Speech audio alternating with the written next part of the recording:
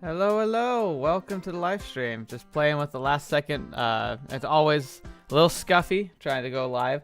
I don't know how the professionals do it. Those just beautiful humans on Twitch who can just live stream. I mean, I imagine with practice you get good, but still, fantastic. Can't even understand it. But hello, and welcome. Anyone who is here right at the top, hi, how are you? Anyone who joins later or is watching afterwards, hello. Always good to have you here. Now, you gotta understand too, I understand, like, live streams are not always everyone's cup of tea, so don't feel bad if you're ever missing these, or if you can't stay here for the whole thing. If you're watching this in the VOD mode, you know, in the playlist afterwards, like, it's never been about, like, making sure we get as many people to these things as we can. It just gives an opportunity for anybody who's really passionate, who has the time, or who wants to, like, you know, maybe ask me specific questions about what I thought about the game and the routes, especially the routes I couldn't, like, showcase on the channel. It just gives them that room to do so. You can always ask, of course, in the comments. And although comment sections for these videos that are, like, live broadcasts that are archived, they don't tend to notify me very much. I'll try and keep an eye on it for like the next week or two just to see if anyone's like asking questions or putting anything down. Most of the time my videos I can get a notification or I can at least easily check the comment section, but for live stuff it tends not to be. So we are going to be here. Like you said, I guess you hadn't guessed, this is the Chaos Head Rap Party. We're going to be talking about the entire game. Spoiler, end to end, no secrets. The only thing I'm going to say, obviously, is don't spoil anything for the sequel. But we're going to be jumping in, kind of giving you my whole spiel about the entire thing. It's not like I withhold a lot of my opinions per se, but with the other routes and like with just everything that's going on, I can give it more context. I can also kind of go back and talk about stuff that initially, like maybe my thoughts were on the common route that now with like hindsight, like how that might have changed. And also just ultimately what I thought about, gosh darn it. Some of these screenshots are going to be very distracting. Oh man. So we're going to be talking about this stuff. We're going to be kind of going through and sharing what I loved, what I didn't love. And at the end, I always talk about, like, you know, who's best girl, who's my best boy, and like overall just kind of what I think about the game. I'm not one to do numbers though, which is why I don't really like, I don't go on VMDB or anything to post like reviews, because I kind of don't like doing it in that structured a way. I pretty much just, well, I'm too optimistic for one thing. I see the good in pretty much everything I've played. Like, I know I played stuff that a lot of people would be bored with or wouldn't consider to be great, but I still enjoyed it. And so, like, yeah, I'm still going to say good things about it. But I'm also not going to pull punches. There's going to be stuff that like annoyed me or stuff that I didn't like or was confused by, and I'm going to bring it up. But also, again, keep in mind I'm human. Going to be making stuff. And in case you're here, there is something going on with a poll that we did that's about like the next game we're going to play. I'm going to do an announcement about the next game we're going to play, and talk about that at the end of this stream. If you can't make it, I plan to kind of segment off that portion of the stream and kind of release it as its own video. So tomorrow, Tuesday, I'm going to make it as public as possible, what's going on, what the plan is, and we're going to move forward from there. Just kind of giving a heads up, though, just to say, if you want to know the details, we're going to be coming back to that. And also, I know a lot of people, this is like holiday time. This is time for spending time with family or getting ready. Like, if you celebrate Christmas, obviously, a huge thing. Hanukkah is also, like, I think we're at the tail end of it. I can't remember exactly when it, like, starts and stops, but I know it's, like, clearly around. It's been happening very, very recently. And then, of course, we got the New Year coming up. And New Year's is a holiday for pretty much the whole world, which is nice. I like how we kind of all agreed, like, well, mostly, on a calendar. And that calendar kind of lets us move around and take care of stuff. All right. So, what do you say we jump in and start talking, huh? So, first things first. I guess I have to start with a character. And we have to start with the main character. I sometimes hold the main character thoughts to the end, but I feel like we have to start from the beginning with Taku because he's kind of the giant elephant in the room. If there's one thing that really makes this game hard to enjoy, if there's one thing that makes this a hard thing to approach and especially difficult to recommend, like I would have a hard time going to most of my casual like VN friends, you know, maybe people who haven't watched more than a couple of visual novels or even haven't touched one. I'd be really hard pressed to recommend Chaos Head to them, and a big reason is because of Taku. I understand why he's the way he is. There's a lot of lore reasons for it. There's a lot of cognizant reasons for it. There's a lot of watching him grow that has to happen. But at the same time, it's so difficult to just sit here and be like, yeah, I really think that he is, like, I can't just sit here and be like, yeah, I like him as a character. Because I've got to be honest, even at his peak, in the endings that we get to explore, like even the true ending, I really struggle to sit here and be like, yeah, he's a likable character who grew from his mistakes and became, like, greater than he was. Like, he kind of did, but in a lot of ways he also didn't. And it also has to do with some of the fundamentals of, like, the delusions in general, which I've talked about a bit, but I'm going to, like, really dive into as part of this. But I'm going to focus on Taku for now. But I think the problem isn't just, like, the way he's depicted. It also has to do with the type of the setting and the narration and the delusions and everything. It all kind of coalesces into a setup that's very it's very chewy, almost like when you're having a steak and you have like the fatty part of the steak. I mean, sure, it's got flavor in it, but after you start chewing for more than like 5 or 6 seconds and you realize it's not like breaking down, it kind of becomes more irksome and you start to wonder where your napkin is, right? And that's the problem with Taku. He's that piece of fat that, like, sure, he adds flavor, but he's not why you came. Like, he's not the one who's holding this all together. Clearly, he's supposed to come across as, like, a shut-in neat and, like, over-pilled internet, like, basically, like, he's an ad-channeler, but, like, basically 4-channeler or 2-channeler. He's kind of part of the degenerate part of the internet, especially, like, early thousands internet. And that was just inherently full of a lot of just creepy people. It was a place where people who felt ousted or outcast could go, and it kind of became an echo chamber, and it was meant to reflect that. And it does a fantastic job, to the point where I can hardly stand the guy. And I think it's intentional. It's meant to be, but it does it too well. It makes it so hard because, like, even though there's a huge difference between a self-insert protagonist who, like, has a minimal voice, whose motivations kind of adapts to the routes and choices that you make as a player, or even maybe doesn't even have, like, any personality at all. It's meant to be just a blank slate for you to project yourself onto. Like, obviously that's not what they're going for here, and I think some of the best narrative visual novels do not take that route. While self-insert is a really fun way to play a game, it's not the best at sharing a powerful, compelling narrative. And there's been so many of the best games that don't have that type of character. Like, you're playing through the eyes of a character rather than playing a character. And then the choices you make are kind of like pivotal points where that character justifiably could have easily gone anyway, and so like you kind of get to give him that little nudge of fate, which I really like. It's a very, very good model. I mean, I still think some of the best visual novels I've ever read have almost all exclusively been a narrator through the eyes of a protagonist who has an established lore, an established backstory, and motivations that you get to kind of go to know, and I think it's a good thing. The trouble is here is that where Science Adventure really actually succeeded with Okabe in Steins Gate, they kind of failed in Chaos Head. Now, it kind of makes sense because Chaos Head came first, so maybe they're flexing their muscles, still trying to figure things out.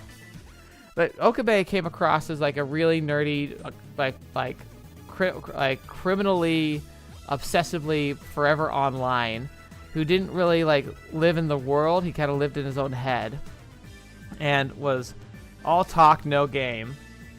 But he did grow and learn. We saw him like through sacrifice and recognizing like the things that were happening. He became a better person and a better character. It became a hero we all cheered for and wanted to see succeed. I can't think that there's really been much of a moment where I wanted to see Taku succeed, except for the fact that the bad guys were clearly like blowing up the world, killing people, doing like all these awful things, and I wanted just anybody to succeed and to fight them. The fact that Taku was able to made him like good in that regard, but the problem that also arises with that is that I feel like Taku never really earned his like place as the hero, as the character. It kind of felt like it just happened to him, where suddenly he got his D sword, and from the moment he got it, he just suddenly was super powerful, could do things that like he could do things with delusions that other people who had been practicing and utilizing delusions for years couldn't really do. He defied the rules as they were established, and just kind of like, Mary Sued his way through like the whole ending. So you got that problem, right? Taku is the foundation of the story. He's the foundation of the entire narrative. He's the point of view.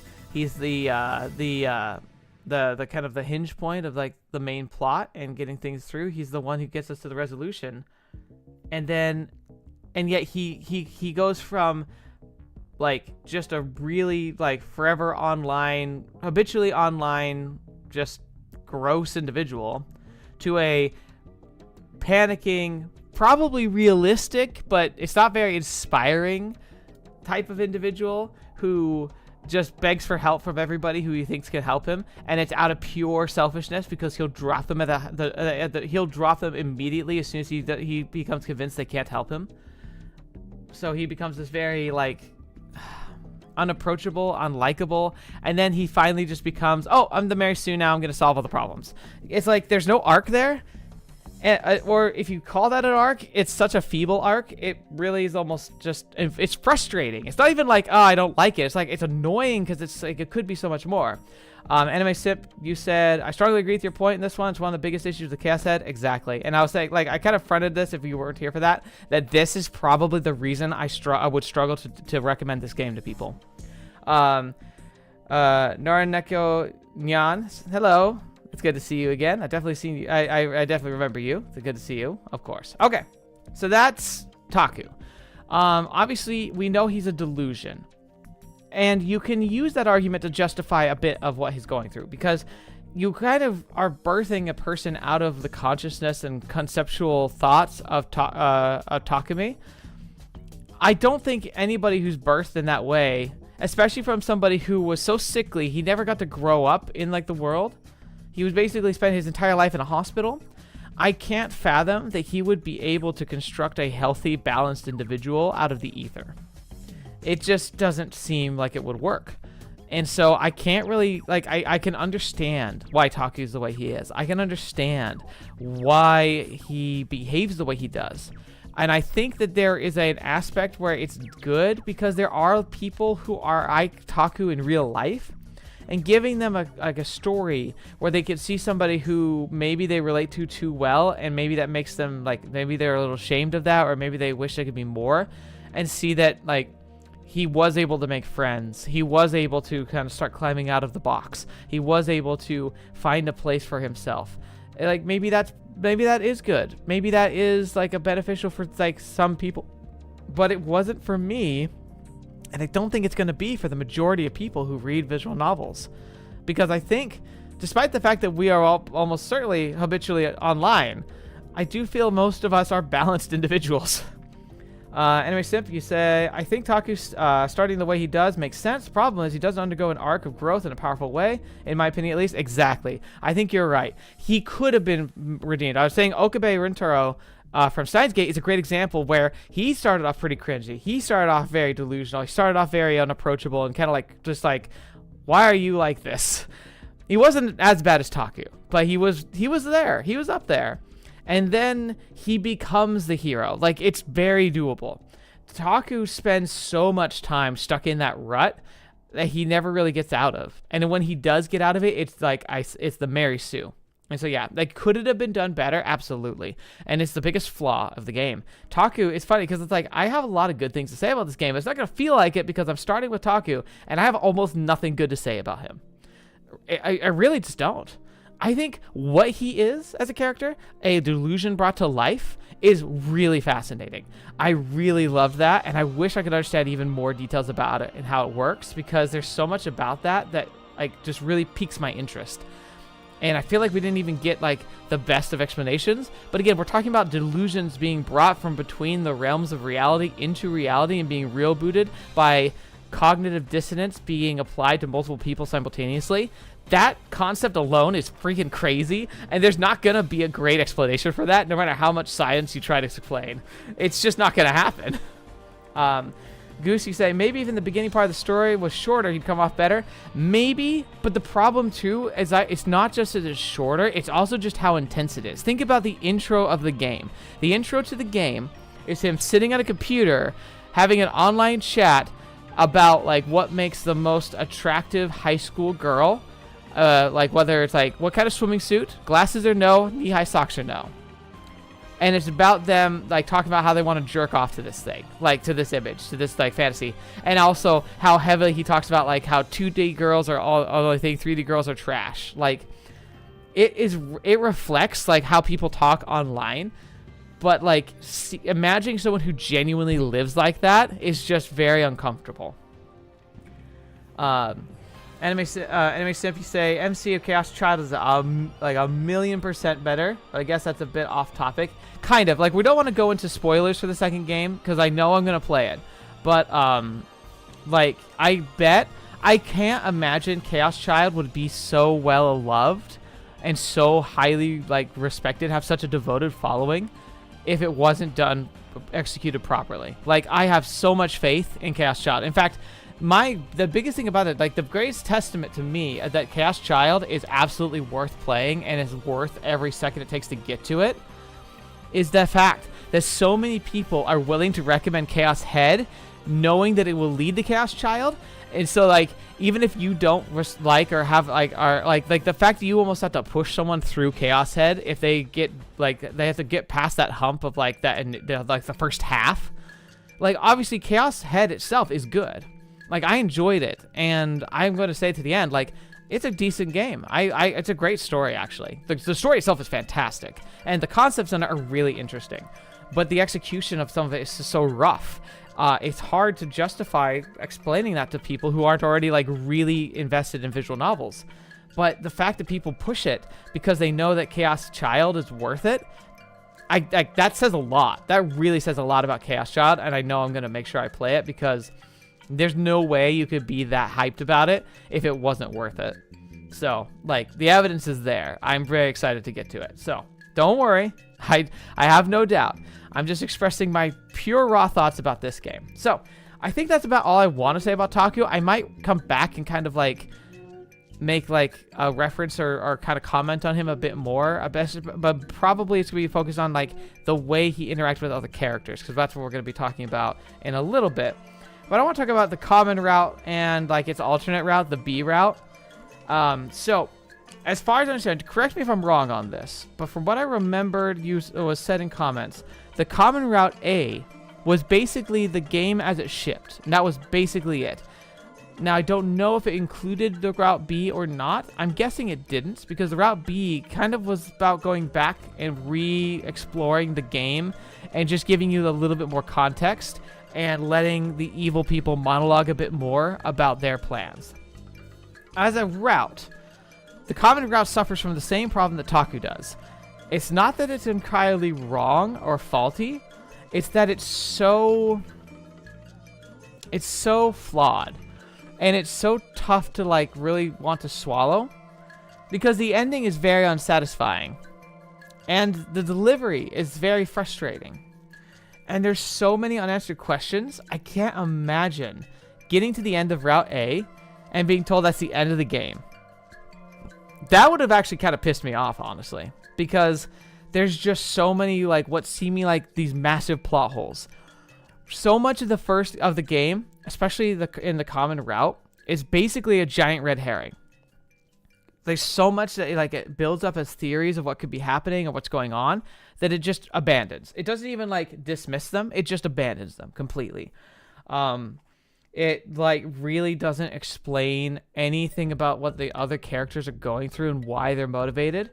Like it kind of implies it, but that's the thing, is it leaves it so ambiguous. It makes it so speculative. It's hard to really like workshop that in your head, right? Some common examples. The entire arc of Yua. Holy crap. That was a mess. I can't believe that that Yua was like so... She was basically just like a pseudo villain, and then there was never any kickback. Like Taku never has a moment where he recognizes, oh my gosh, Nanami. Why did I put this in the, like, gosh darn it. We're gonna get to Nanami, I promise. But Yua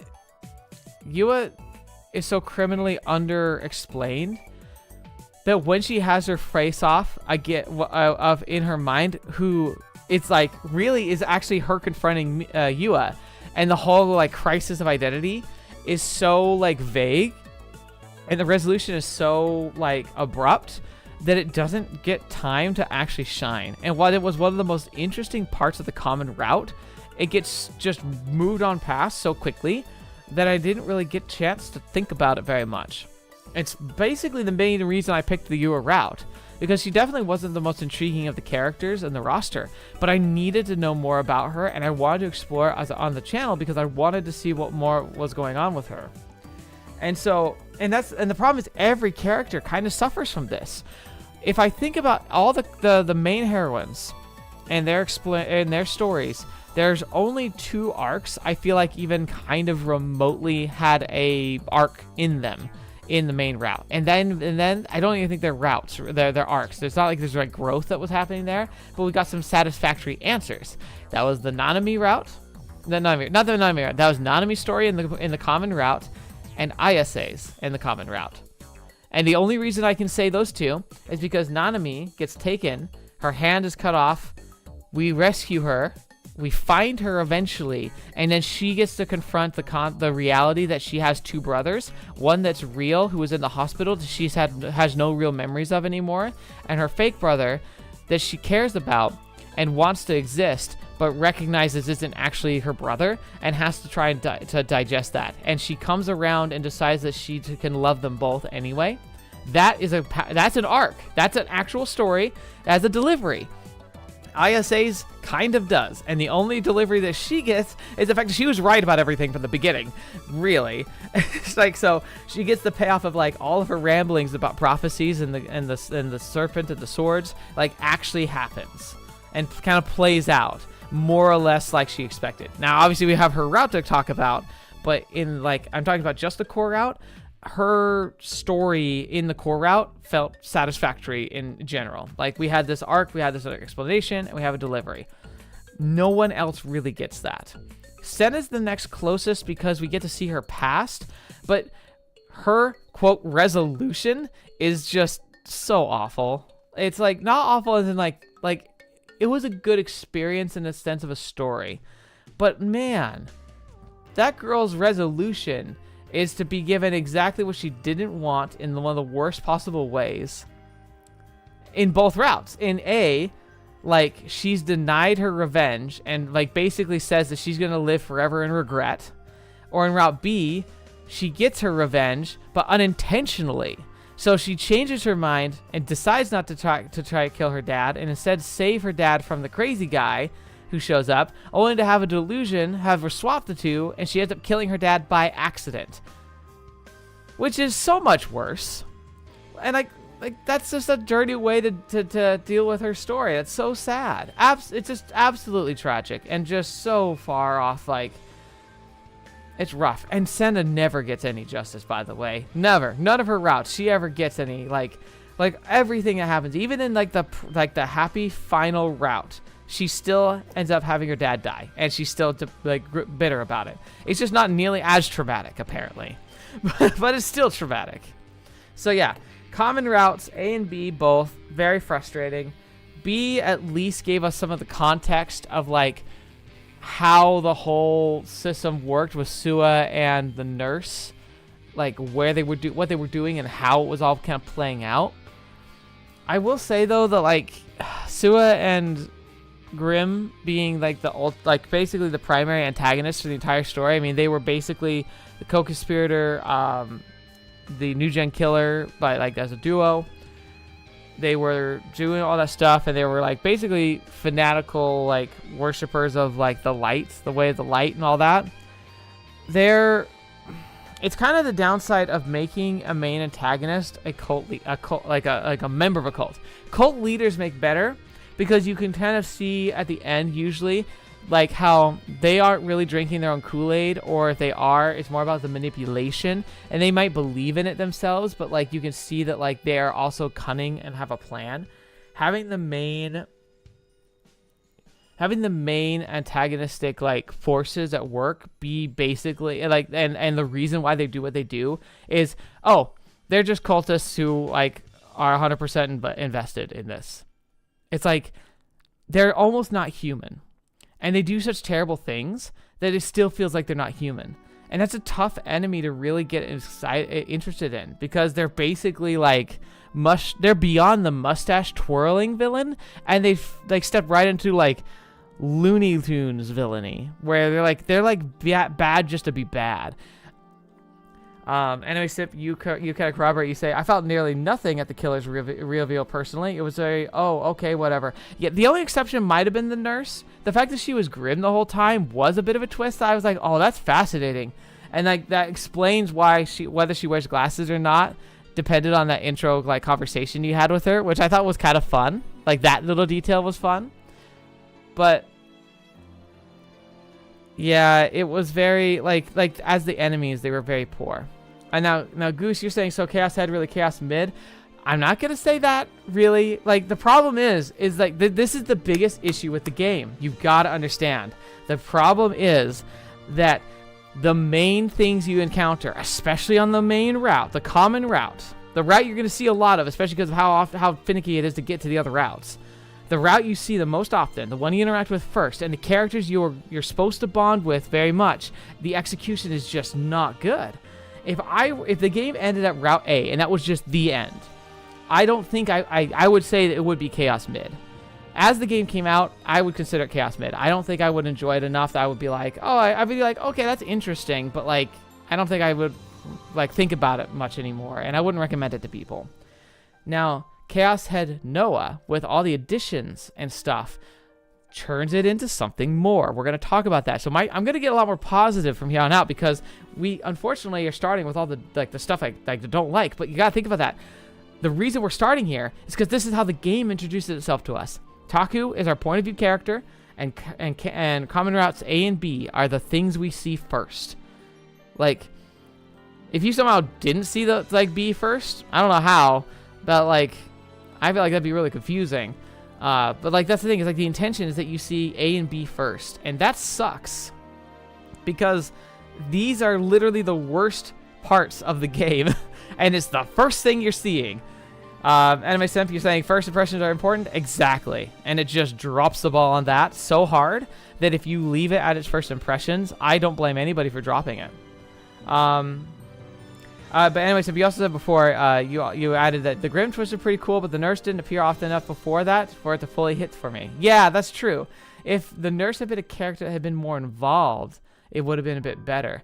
Sua had that twist, I guess, but the downside to Sua being the twist there was that, like, I liked Ban a lot. He was really fun as a character, and to have Sua's reveal to be just to kill him, it's just such a letdown. I really wanted to see Ban come back, like having a grisly injury, but like kind of come back and take Sua out, like at the last second, like come and save Taku from like the delusions that were going on like crazy because he was able to sneak up behind Sua and Sua was too distracted. That would have been the best. Could that have been awesome? Even if he still died then. Like having Ban come back and just exact revenge and save Taku and then say like, go on kid, get out, go take care of these guys. You know, that would have been awesome. But no, he's just executed off screen and that's it. Ban's just gone. One of the best characters in the game. God, another fucking such a problem with the common routes. Ban being the best character of the entire series and he just gets executed. It's just off screen too. That so sucks. And if you're like, yeah, poor Ban got the short end of the stick. Well, short end of the stick, short end of the barrel, more like. Right to the noggin. Okay, so we're done with that. That's the core routes and Taku. I promise things get much more positive from here, because from here it's just up, really. But it's not perfect. I will occasionally take breaks, so I gotta drink my water, because like, now I'm talking a lot. All right, 30 minutes in, we've covered like 2 points on my like 10 bullet point list, so we're doing great. Okay, so now I'm gonna go through the routes I played, because we're gonna talk about those much more succinctly, because I basically got to express all my thoughts about them at the time. I'm just gonna, like, with the context of the rest of the game, I'm gonna kind of go over them real quick and anything I'd want to add. The Senna route. Senna is such an interesting one because from the get-go, character design, she was the most striking to me. And even in the way she like interacted with the character, I enjoyed.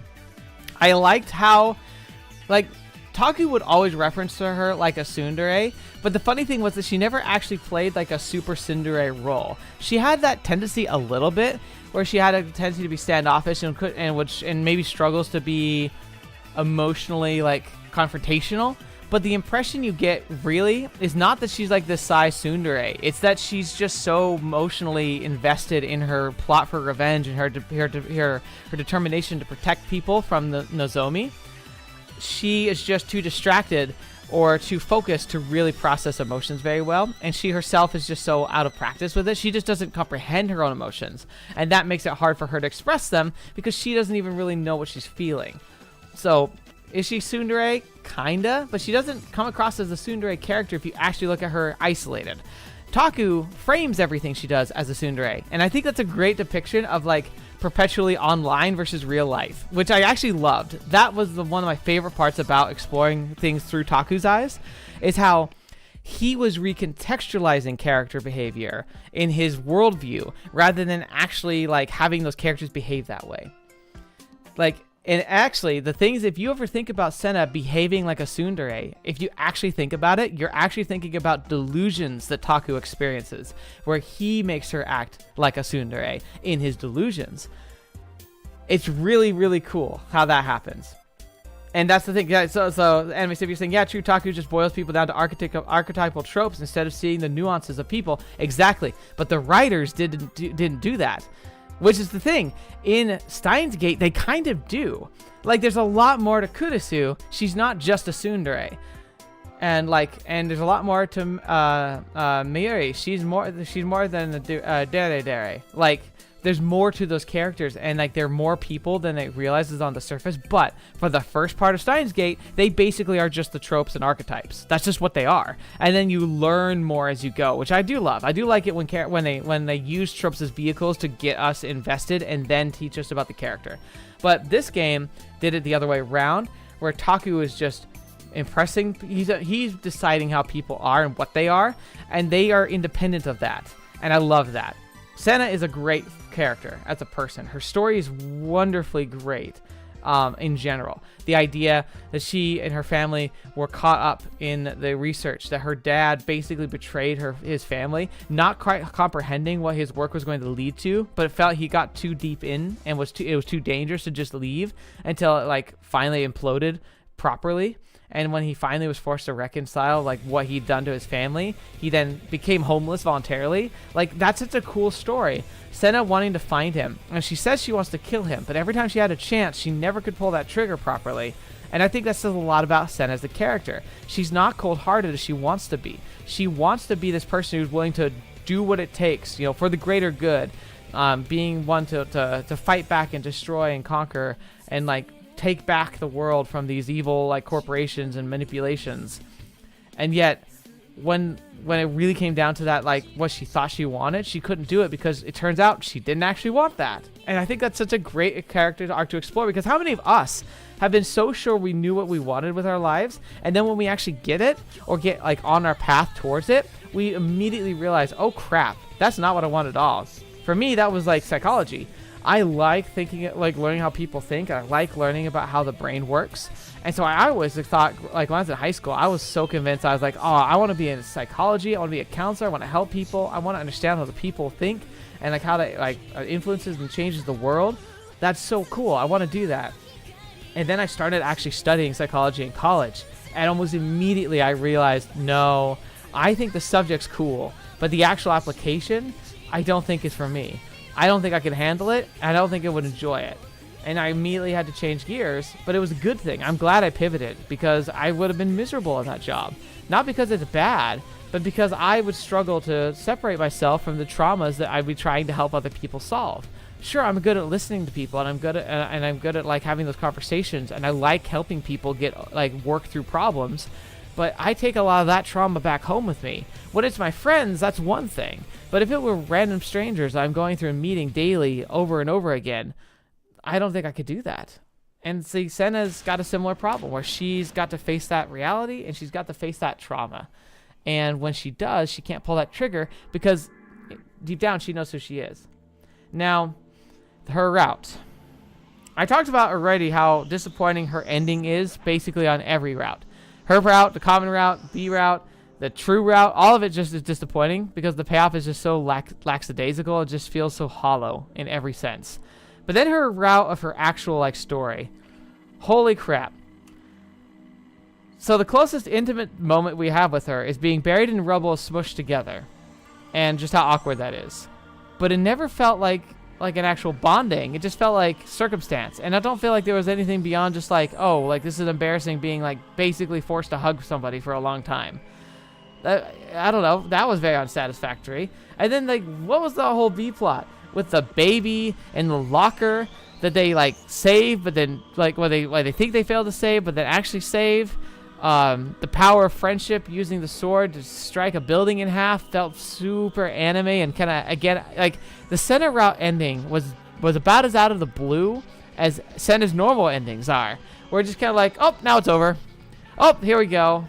Oh, now we're gonna cut the building in half. It's like, okay, there was no Chekhov's gun for this. There was no like setup. It's like the catch-all of delusions, the fallacy of the delusions of the story, which I think I'm going to wrap Senna's story, and I'm going to talk about the problem with delusions, because it's definitely like directly a problem here, and it'll be a problem elsewhere.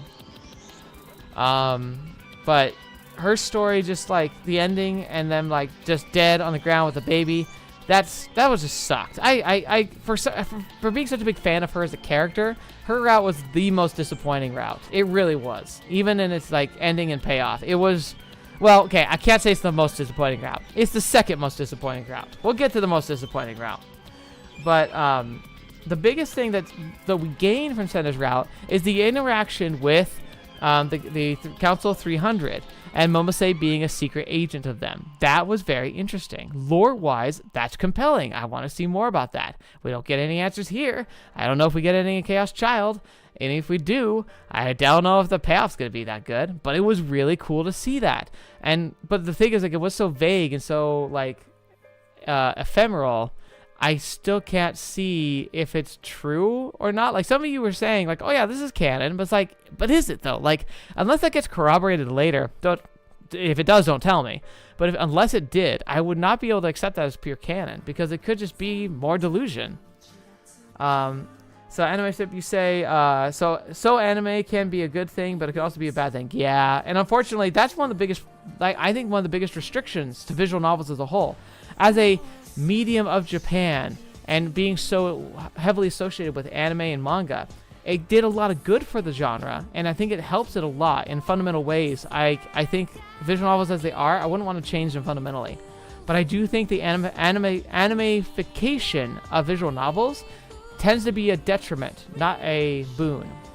Because it leans so heavily on tropes that you see in manga and anime, it feels like visual novels don't often get to explore beyond those tropes, when anime itself can. Like, anime can really break that barrier down sometimes and just really take a chunk into its own into its own tropes and try something completely different, and it can pull it off really well. Visual novels can too. We can see some really good ones, but I feel like a lot of them take the safer route. Maybe because it's already hard enough to get sales that are meaningful for visual novels, just because it's so niche.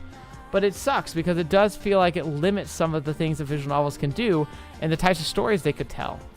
I think if you want to see a good example of like really powerful storytelling that breaks down some of those barriers, I would actually look at some of the stuff that's like come out more recently. Fruit Power Factory's published a few, like Mamiya. It steps away from the tropes in a lot of ways, not perfectly, but like the way its story goes and the characters, it really steps away from that. That's a good example of it. Anime Simp, you say Chaos feels more like it plays into them. Yeah, it does. And again, I think that that is a symptom of the genre, especially back in the day. A lot of these times, like, the only place you really marketed and sold visual novels was at Comiket, right? So like, you're already having, like, your target audience is basically the purest of nerd culture. Like, you kind of need to lean into what they like already, because that's what's gonna catch their eye. Like, if I went to like a hardcore convention for comic books, right? Like a Comic-Con, and I showed up there with maybe a RC airplane kit that I sell for like $1,000 to make like your own little airplane that can fly. That's really cool, and I think there's a lot of people at a Comic-Con that would think that's cool, might want to buy it. But I would be foolish to expect that I could go in with a ton of a ton of inventory and sell out on the floor at a Comic-Con, because Comic-Con people aren't going to Comic-Con to buy model RC aircraft. They're going there to buy comic books and to interact with, comic adjacent material. So visual novels, I think, have for years suffered from that same thing, where their primary target audience was always anime and manga adjacent, and thus they lean heavily on anime and manga for inspiration, art style, and tropes. And it can become a bit of a shackle because it feels like it's what sells, right? It's what sells. Maybe you get to experiment if you're successful. Anyway, speaking of being successful, delusions. We're going to talk about delusions for a bit because it affects everything. But I think the center route suffered heavily from it, and so did like basically every route. The trouble with delusions is that it's a really cool concept. It's a really fun idea to play with. But how do you put limitations on it? How do you build a structure that can make storytelling fascinating? It's actually a similar issue you have with Lord of the Rings with magic. Lord of the Rings is a heavily magical story. But the magic in Lord of the Rings is not really definable. You kind of just get told things happen and that they're possible by magic, and you kind of go for it. And that's fine. Elrond can reforge an ancient blade and give it properties of like evil slaying because of its like sentimental value. Cool. Okay. The ring wraiths have a dagger that if they stab you, it slowly phases you into a different dimension. Okay. How's that work? I don't know. It just does. Gandalf is a powerful wizard, but he still fights primarily with a sword because his magic isn't good for combat, but it is when he needs it to be. It's like, it doesn't really matter. It works. But the problem isn't that it doesn't work. The problem is that it's hard to give it definitions. Lord of the Rings worked because the characters we follow and the solutions to the problems they faced primarily were not magical. They solved them by walking to Mordor, by fighting in battles, and by outplaying their opponents. Like, the story was about normal people fighting magical creatures and winning because magical creatures fundamentally feel so superior, and they can be outplayed, and they can be predictable, and that can be used to outmaneuver them. So it worked. In a system like this, where delusions are the foundational motivation of like the magic of this world, and it becomes the primary conduit for events to occur and for characters to do things to solve problems, when you can't, and it's so ambiguous, you can't really find much thrill from the execution of it. There's a lot of, oh, that's kind of cool moments, but in the end, it even takes its own rules and breaks them. How many times did the story... Oh, that got a little louder. How many times did the story say things like, you cannot heal from you cannot use delusions to heal from wounds because the pains of the wounds prevent you from deluding that they aren't real, and you have to believe they're not real in order to make them disappear. But then Taku manages to do just that a couple times. Now, he twisted things around a little bit, right? But in the end, he basically recovers from like unrecoverable injuries because he just deludes himself into it. Part of that you could excuse is saying, oh, he's a delusion, and once he knows he's a delusion, he becomes more malleable. But it's just like, again, it puts that whole perspective of like, when there's no limits, he basically, like, is he basically a god? Because if he's God, then how could he possibly fail? If he's not a god, and he's susceptible to failure, how am I supposed to feel tension in anything that's happening? Like, truly. In fact, it's incredible, with so much power that he apparently has, Marisuing his way through the finale, that he actually gets defeated, essentially, in a lot of the endings. That's crazy to me.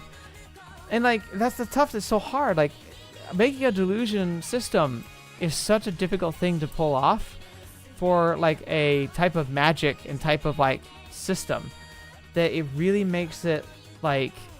I don't even know if a good writer could make that work very well. Like, without having some kind of rule set that you did draw from as a rule book, even if you never explain it to the player, if you need to have an internal consistency system, otherwise it just makes it feel like it's like a wish granting machine. Or like, and then it turns into like some of those goofy isekai. Like, there's some isekai that are like, you know, like overpowered OC, right? Those are still can be really good. But there's some that are just wacky. And, like, sometimes that's the intention, but then other times it's just like, how am I supposed to have any stakes? Like, oh, what was the one? Like, I can't believe I watched it, too. I must have had so much free time at the time. There's the isekai where it's like, they go into a video game, like a full dive video game, like Sword Art Online. But the whole story is him going into this game, and his mom is playing the game with him. And she's, like, super powerful for no reason. And, like, he's, like, trying to just, like, have fun playing his video game. But she's just in there doting on him and being oddly sexual. And then they meet up with these other girls, and she keeps trying to hook him up with these girls. And, like, it's such a stupid premise. But even that delivers better because it had internal systems that were, like, somewhat logical. Like, yeah, his mom's, like, super overpowered. But that was the point. It was meant to not have... The stakes were never about the game. The stakes were about the emotional relationships. And so it just played fast and loose with the game mechanics because it's like, it just didn't matter. You can't do that in a game, in a story like this. It's too serious, and the delusions are too, like, important to it. And Simp, you say, again, you're very talkative today, which I do appreciate. You say, I think that the delusion aspect worked at its best early on in the common route when you didn't know what it was going on or where were on edge, but later on when you went catharsis, it felt cheap. Yeah, exactly. When delusions became these things that were like almost enigmas, that especially when he couldn't really actively control them, they just kind of happened. They were fun and fascinating, right? But then when he kind of becomes like, you know, like Thanos and just is like snapping reality out of existence and back into existence, like it just kind of feels like, okay, he just has a get out of jail free card this whole time. That's not even that fun. I don't know. So anyway, that's the problem with delusions. That's my delusion soapbox. Is delusions are very interesting, but they're so difficult to execute, and they just did not. I don't think they did a good job with it here. you have cool moments in the story and stuff that like, oh, that's a cool way to express this idea. But when push comes to shove, when delusions become the backbone of every problem and the solution to every problem, it's almost like when you're playing a mobile game and, oh no, you've run out of energy. You can spend $3 to get all this energy and we'll throw in some extra just for free. It's like, it feels like your delusions are just becoming microtransactions of plot, and that sucks. Anime Sippy said it does a good job of aiding the sense of tension and confusion early on, but it became lame later on. Yeah, it really did. And it also felt like it never felt like you couldn't, it was hard to have a payoff because you just like, if up to the very end, I could never tell you like what a delusion, like what delusions could and couldn't do. I could never tell you what Taku could and couldn't do. I could never tell you what like limitations or like powers that any of these guys had. Because it never tells us. Like, it kind of explains what delusions are, but it goes out of its way to not define, like, anything about them. The closest we get is Kozupi's story, which we'll talk about in a little bit. But, like, even then, I found that to be... I added more questions than it answered, by far. And that's fine. If like in principle, that can happen. It's okay. But to the extent that we saw it, it's just way too much. Now the intro is about to play again because like I make this video that plays in the background and it loops. So I had to catch my breath a bit. All right, I'm gonna try and put the pedal to the metal because I don't want you guys being here for 3 freaking hours. And right now we're on pace for 3 hours, so we'll stop here. We'll go for center route. We talked about delusions. Now we'll talk about Yua. Yua is fascinating. I said before that I did her route because I felt like there were so many unanswered questions for her. And I talked about those unanswered questions and how they were answered in her story. And I actually enjoyed her plot in the end. Her story in the common route felt flaky, confusing, and very inconsistent. When we got the context of her story and how she's not actually Yua, that she's Mia, and that switch that they did as identical twins was really compelling. I thought that was a very fun way to play with delusions in the sense that like she watched her sister die because they chose to swap places, but everybody had like still believed she was Yua, and all the evidence said that Mia was the one that was on that roof. So the only person who didn't realize it wasn't her was her. And so she kind of maintains that delusion, and it becomes so like her delusion like manifests in herself and she becomes the delusion. That's really cool. That's a great way to explore delusions, because the idea that you delude yourself into believing a reality that you've twisted, and then because you twisted it and it becomes so real, you just start to believe it. So the delusion becomes you, and you become the delusion. That's such a cool concept. One of the best things that this game ever did was her story, in my opinion. But then it drops the ball, because the resolution of Mia's story is they go up to the roof of a building that's just miraculously still standing. She tries to throw herself off the edge, and either is Taku just miraculously pulls a delusion out of his butt and makes her feel like she's jumped off the edge when she didn't, or somehow like imagines that she didn't jump off the edge and brings her back. And that's just the end. That's not actually a resolution of anything, right? She tries to commit suicide and just doesn't. And then that ends because she realizes that she could never do that again. And that there's part of her that still wants to live after all. Cool, I guess. But it sucks that that's where our story ended. That should have been like the halfway point, right? I don't know. There's like, it just felt like there's so much that got left unanswered for her and her future. But it's so good that at least went back and explained why she behaved the way she did. Why she seems so inconsistent in her personality at times. And why she struggled to like come to terms with who she actually was.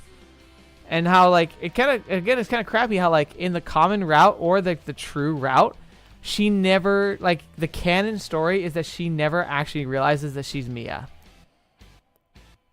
That also kind of sucks. That really does kind of suck.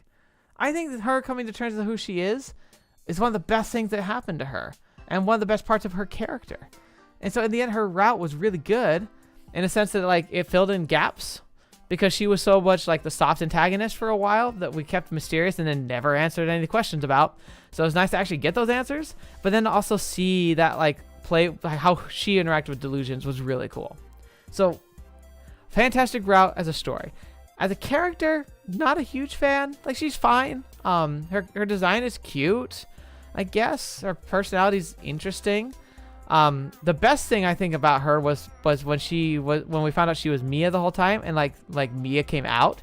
That was my favorite part of her character. I think Mia, like reawakened Mia, was my favorite aspect of Yua. But we almost never saw anything about her. I feel like it could have been fun to see her explored more as a character, but I also understand they didn't have time for that. So, yeah. Anyways, if you say it definitely doesn't feel like a resolution, I agree once again. Yeah, you're gonna find that like lack of like delivery is probably the most endemic problem this game has.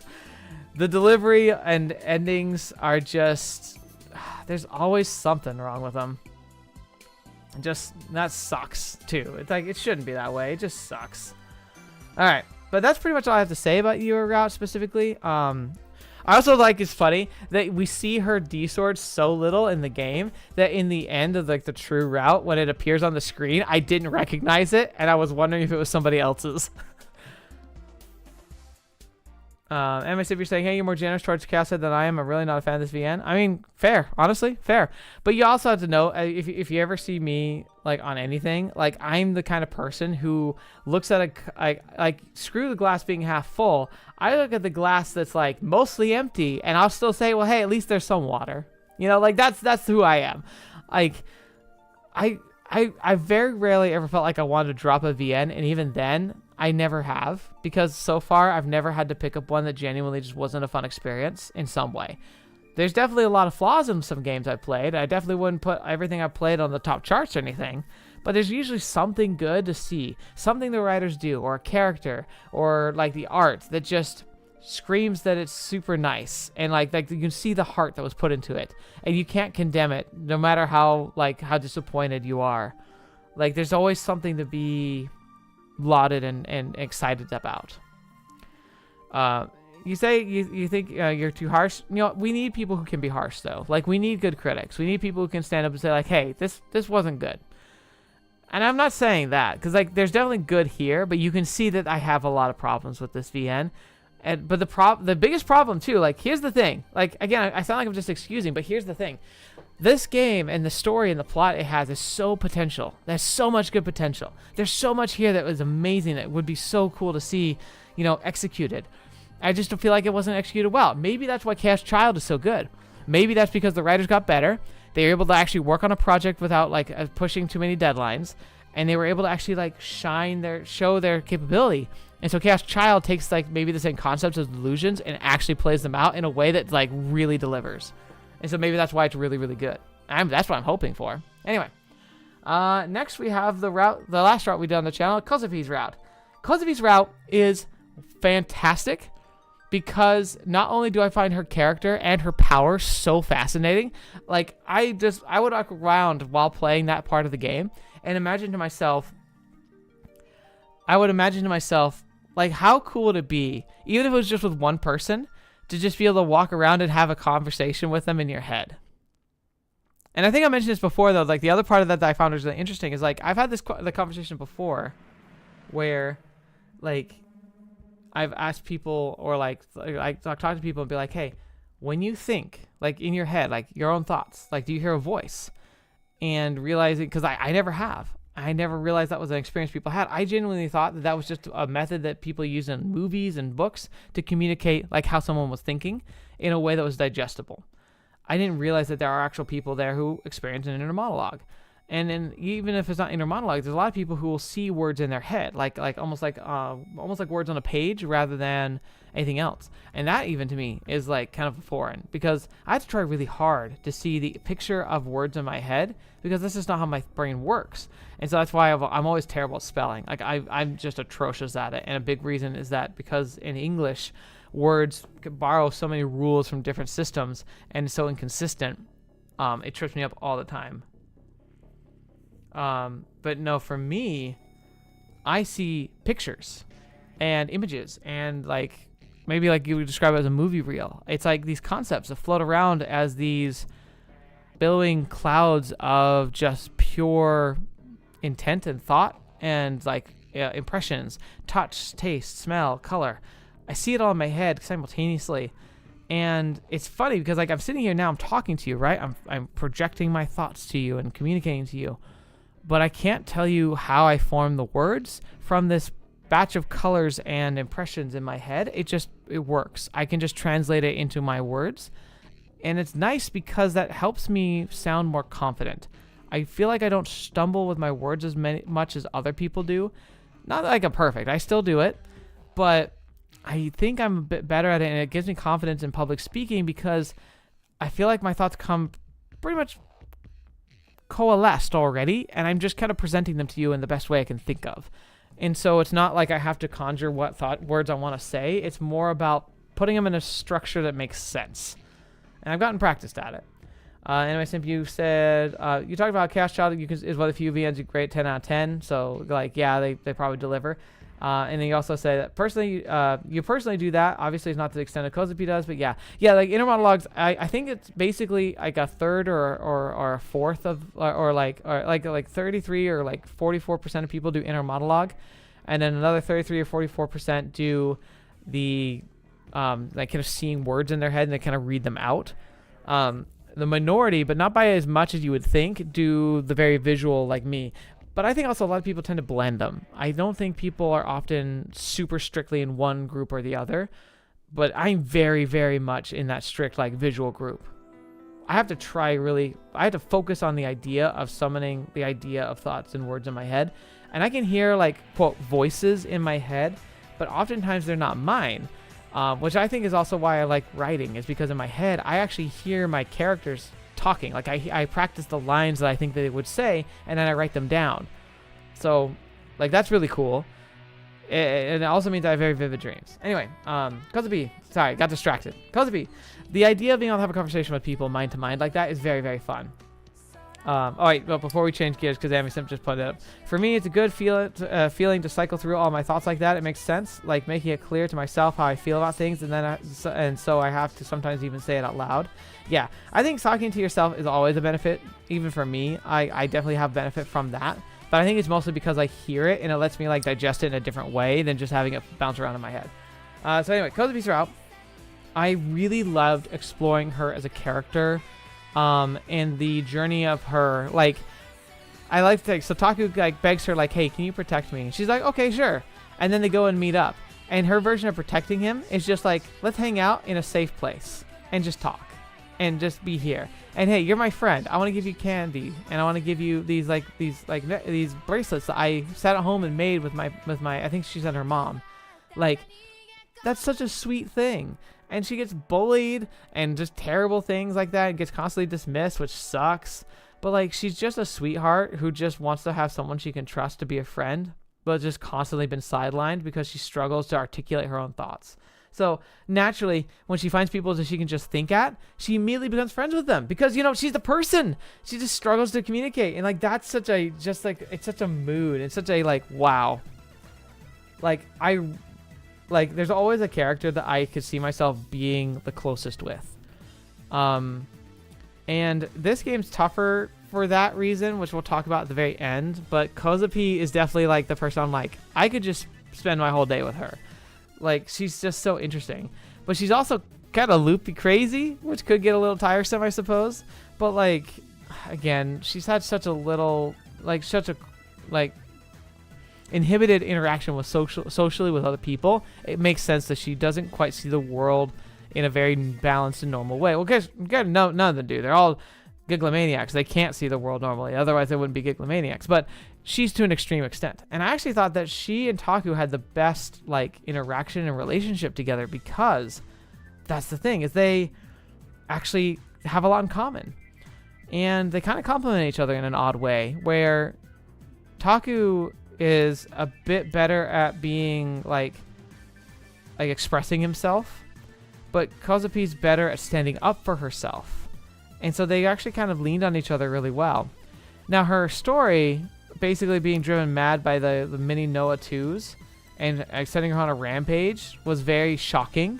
And I feel like it quickly stepped out of the realm of like telling an interesting story and stepped into the realm of like a slasher movie, where it was almost like more about the shock of gore, blood, and murder, and less about the characters. There were some character moments, but like, I don't know. The closest we had to real character growth in the entire ending sequence was when Taku was trying to calm her down, but then like Mitsuki's friend like talked about doing terrible things to Nanami and had like photo evidence. Whether that was real or not, I doubt it was, because it felt that feels like it was more likely a delusional thing from like the Noah 2s.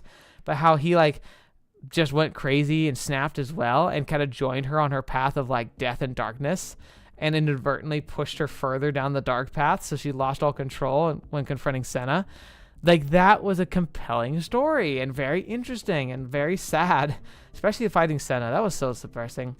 But it also had the most interesting lore, I think, with the Delusions and the D-Swords, because that was the first time we really got to see, like, the D-Swords are more than just a weapon, and they're more than just, like, a manifestation of power. They almost are, like, a will of their own. Now, again, that's probably because she diluted that will into the sword, but there's an aspect of it that definitely feels like it was its own thing. And it's definitely, and again, the problem with delusions, it's hard to know. It's like, was it a delusion that became real because Kozupi saw it as real, or was it always the case? Are all the D-Swords have their own maliciousness? Because when Taku's got a sword, or when he saw a sword, he always described how it had a feeling, like it wanted to do terrible things to people.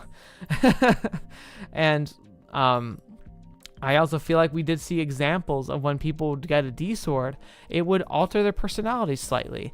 It gave them like a more sure footing in the world of delusions and creating them. But Yua, when she drew her D-Sword, that's when she was able to like coalesce her cognition and was able to reject the like the breakdown of her like her other personality, which was sadly her real personality. But like, that's a good example. ISA's route talks about it a lot on her route particularly, so we'll get into that detail later. But like, you also had Taku, like he kind of awakens to his delusional powers and becomes like calm and confident when he has his sword in his hand. So there's a lot of evidence to say that these D-Swords do have an influence on the psyche of the individual who wields them. Kozupi's just is the most violent and destructive one, maybe because she was easier to manipulate, and so it started manifesting its own will, if you can call it that. It's tough to know, because we don't know if delusions can have will of their own. I mean, Taku is a great example of that, but he's like a super delusion. But maybe manifesting a D-Sword in general is already giving it like a manifestation of like something already kind of not really of this world. And so the idea that it could become like semi-sentient is an interesting concept. And I like how they kind of explored it. And I don't know if it needed that much more in-depth exploring. I would love to have more, but I feel like the story did okay with what it did with the sword up until that point. And their ending was also one of the most satisfying. Like, was it a happy ending? Absolutely not. They just die. They don't even see like the Noah 2 fire, but at the same time, it felt like it had a conclusion that had like punch to it, something I could get behind and be like, yeah, like this is an ending. It actually has teeth, and I liked it. So, of the routes, like the separate routes of the different characters, I will definitively say that Kozupi's was my favorite as a narrative route for sure. I liked a lot about it. But it's like Kozupi's story is the queen of narrative because it actually delivered an ending that had some satisfaction to it. Was it happy? No. It's like a very sad ending. It's like ironically right here. But it was an ending that felt like it had a resolution. Like I ended that video and I walked away and I was like thinking about it and I was like, that's a chapter close, and it felt like a closing of a chapter. And I knew enough to enjoy it. And it left some questions, but not enough to make me annoyed. So it's very good. Kozupi's route, fantastic. And I'm kind of glad that that was the one we ended on, just because of like the different routes, because it was really well done. Now we're gonna get some meat and potatoes. You ready? Gonna give myself a breather. 1 second.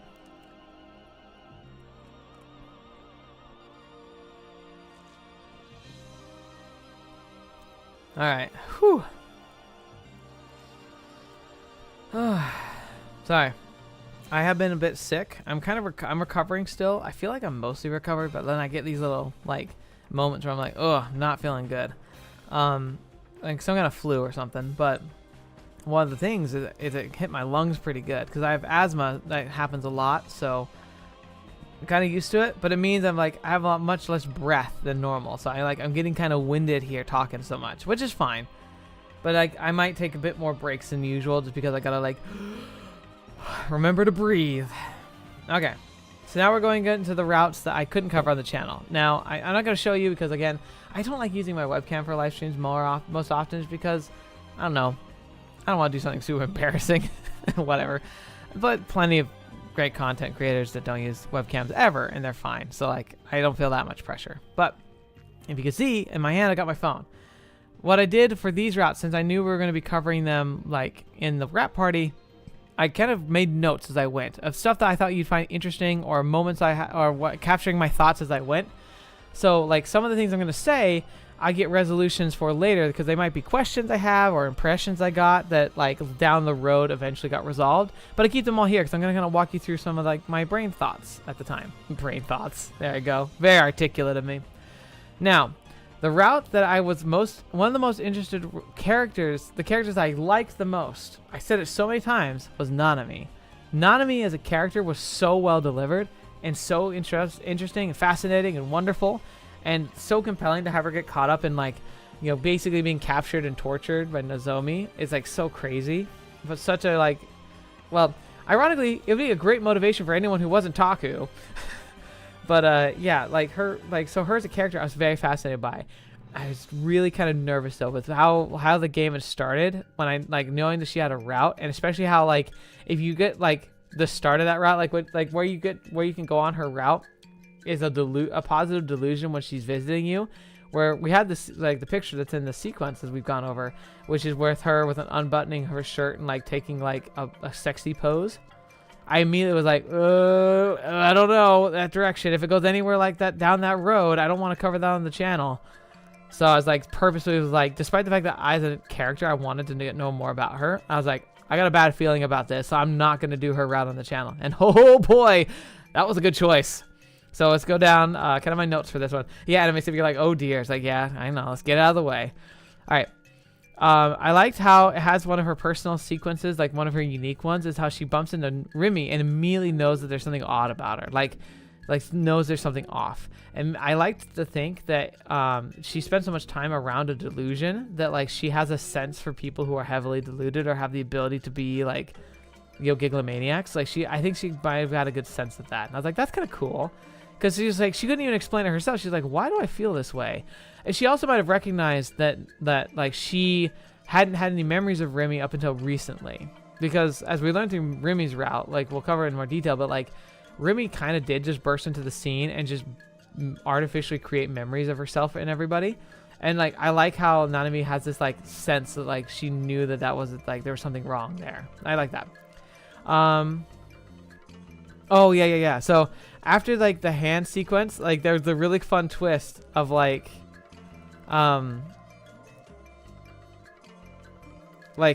we opened the box of her hand, but her hand wasn't in there.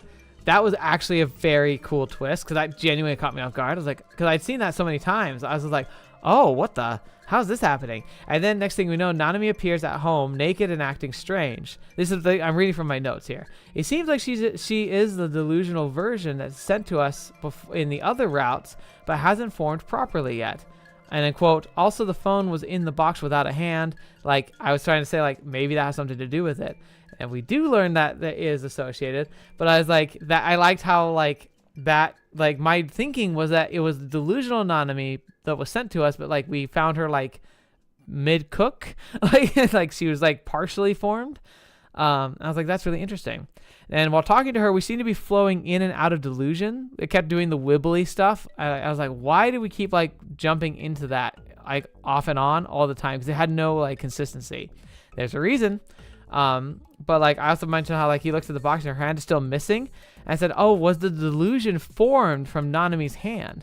And at the time I was thinking oh, Nozomi came back and recovers the hand later, and they used it as a foundation, a blueprint point to create a fake Nanami. I was okay, that makes sense. Because creating a delusional person is clearly that's really, really difficult. But if you have a pattern to build off of, maybe it would be easier to do. So that's what I thought that what they were doing. That was like my theory at the time. I made a note here, quote, he is treating her better, but not great. He still wasn't treating her very well. And then I say, and then, oh yeah. He's like talking about like how he's interacting with her, and then suddenly he like wakes up out of a delusion, and he's like alone, and he's like a whole week's gone by, and I was like, what the fetch is happening? Because it was like supposed to be like when the night he found her hand, he was supposed to go to the O front, but then he doesn't, and he looks at the time on his like computer, and it's like been a whole week, and he just never left, and it's like, what the fetch is going on? That's crazy. And then, oh yeah, and then they oh, hello Yankee Canuck. I almost forgot about the discussion. Yep, we're here. Don't worry. I'm slow. We've just started the routes that I didn't cover on the channel. I'm in the middle of Nanamis. Okay. So then, so a week passed, and then suddenly, there's the knock on the door, and he opens it, and then there's Nanami missing her hand and holding her D-sword, and being like, why didn't you come, brother? And he's like, what are you talking about? That was crazy. And I was like, what is happening here? And then the other Nanami appears, and then there's two of them. And that was just like, oh, what is happening? And the idea that the two were there, and he was basically being told, which are you going to accept? Delusional Nanami that's being very sweet and very, lovey-dovey with you, or hurt Nanami, who's really scary, but has a sword and is clearly real. He knew, she was definitely real. And I was kind of right. At least, I think delusional Nanami that he sees in the common route wasn't this case, but they make a pretty clear point to draw to the fact that the only part of her that is real, of the fake Nanami, is the hand, that she was constructed from the hand. And it kind of reveals later that because Shogun tries to approach him, right, and says hey, making a person is really dangerous. You shouldn't do this. And then it's oh, he got so distraught from seeing her hand in the box, he deluded himself into believing it wasn't real, and reconstructed a Nanami from his head using the hand as a blueprint and a foundation, and just created a second Nanami because he didn't want to deal with the trauma of his sister being dead or kidnapped. And then, the quote here specifically from Shogun is, the power of creating a person exceeds the energy of a nuclear bomb. And I was thinking the physicist side of me says creating matter, yeah, that tracks. Because the thing is you think about a fission bomb, right, or fusion bombs, the most explosive nuclear bombs we have are fusion bombs, and it's basically them using a fission reaction to force a fusion reaction, and the energy that's being released from a fusion bomb is the excess of taking two atoms, the smallest, simplest, purest atoms, and smashing them together and forming something new. And just that alone gives off enough excess energy to be the most destructive weapons we have access to on the planet. That's how much escapes just from that process. Think about how much energy a hydrogen atom would have if you could release all of it simultaneously. It would be insane. And then you're creating an entire person of matter out of the universe, giving them their own brain, presumably their own soul. Yeah, that's insane. The concept of that is insane. But again, it also does, we're talking about problems of the delusions. If you have the capability of literally creating life and having that life be manifest as real in the end, and the amount of just pure energy that would be required to pull something like that off, what is the power scaling here with delusions? Why is that apparently something you can do accidentally versus healing your wounds? Why is that so much more difficult?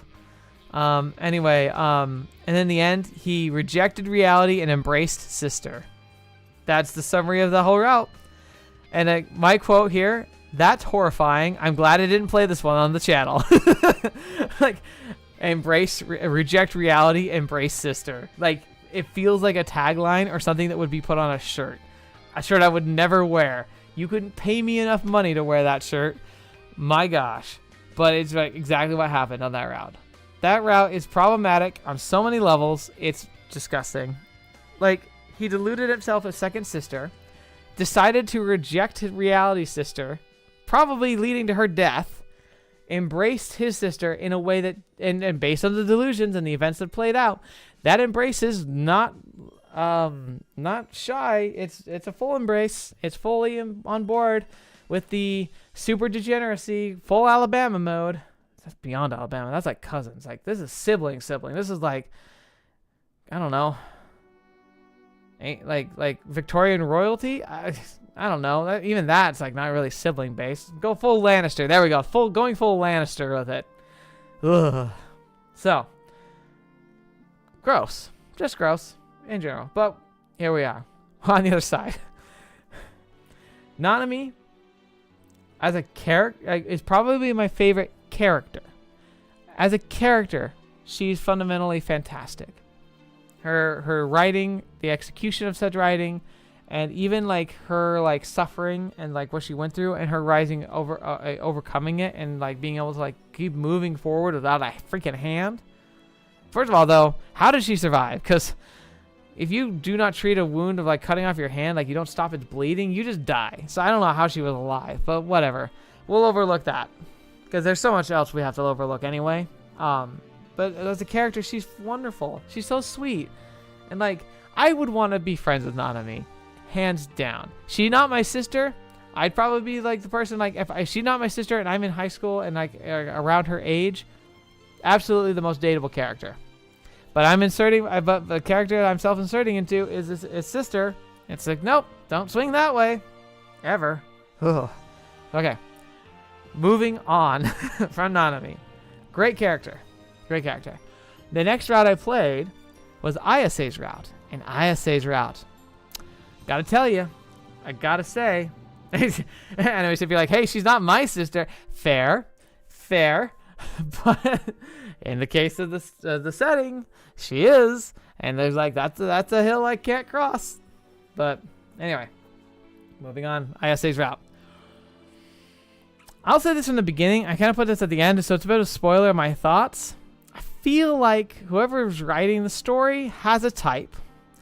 I think they have a favorite character, and I think that favorite character was Ayase. Like, there's some evidence to say it. So anyway, going through that, her question sequence, so the doors you open to start her route, it glorifies and romanticizes suicide, which I really think is an odd take to make. I get the relationship that the suicidal thoughts has with Ayase. That's kind of her stick and her like her burden to overcome, you could say, right?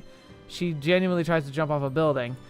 Granted, she was being heavily deluded at the time, and it really strongly implies that it was like the result of Nozomi like kind of trying to like tie up loose ends with her.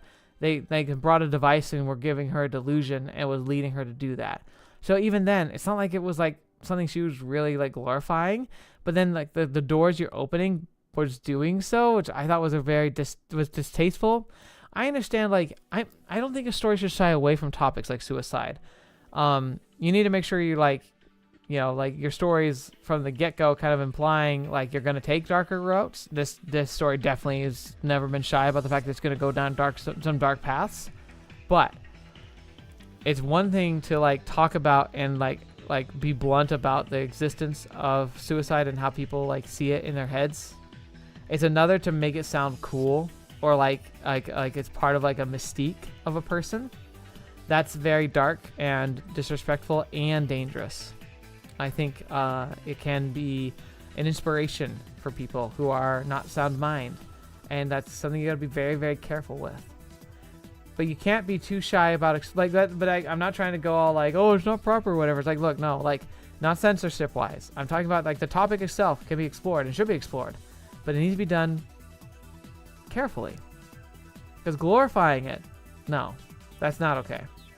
Anyway, moving on. I was going through her sections and she talked, and like in her route, you get into a much more in-depth conversation with her about like Gwaldul and like the swords and the serpent and everything. Like she really goes into it much more in depth. And so my thoughts here was she seems to really believe in the prophecy and that she sees herself being a part of it. This is zealousness, and that can be dangerous in cults. In fact, I never realized that her beliefs may be a kind of indoctrination from her tome and the mental institution, because that's where she got it.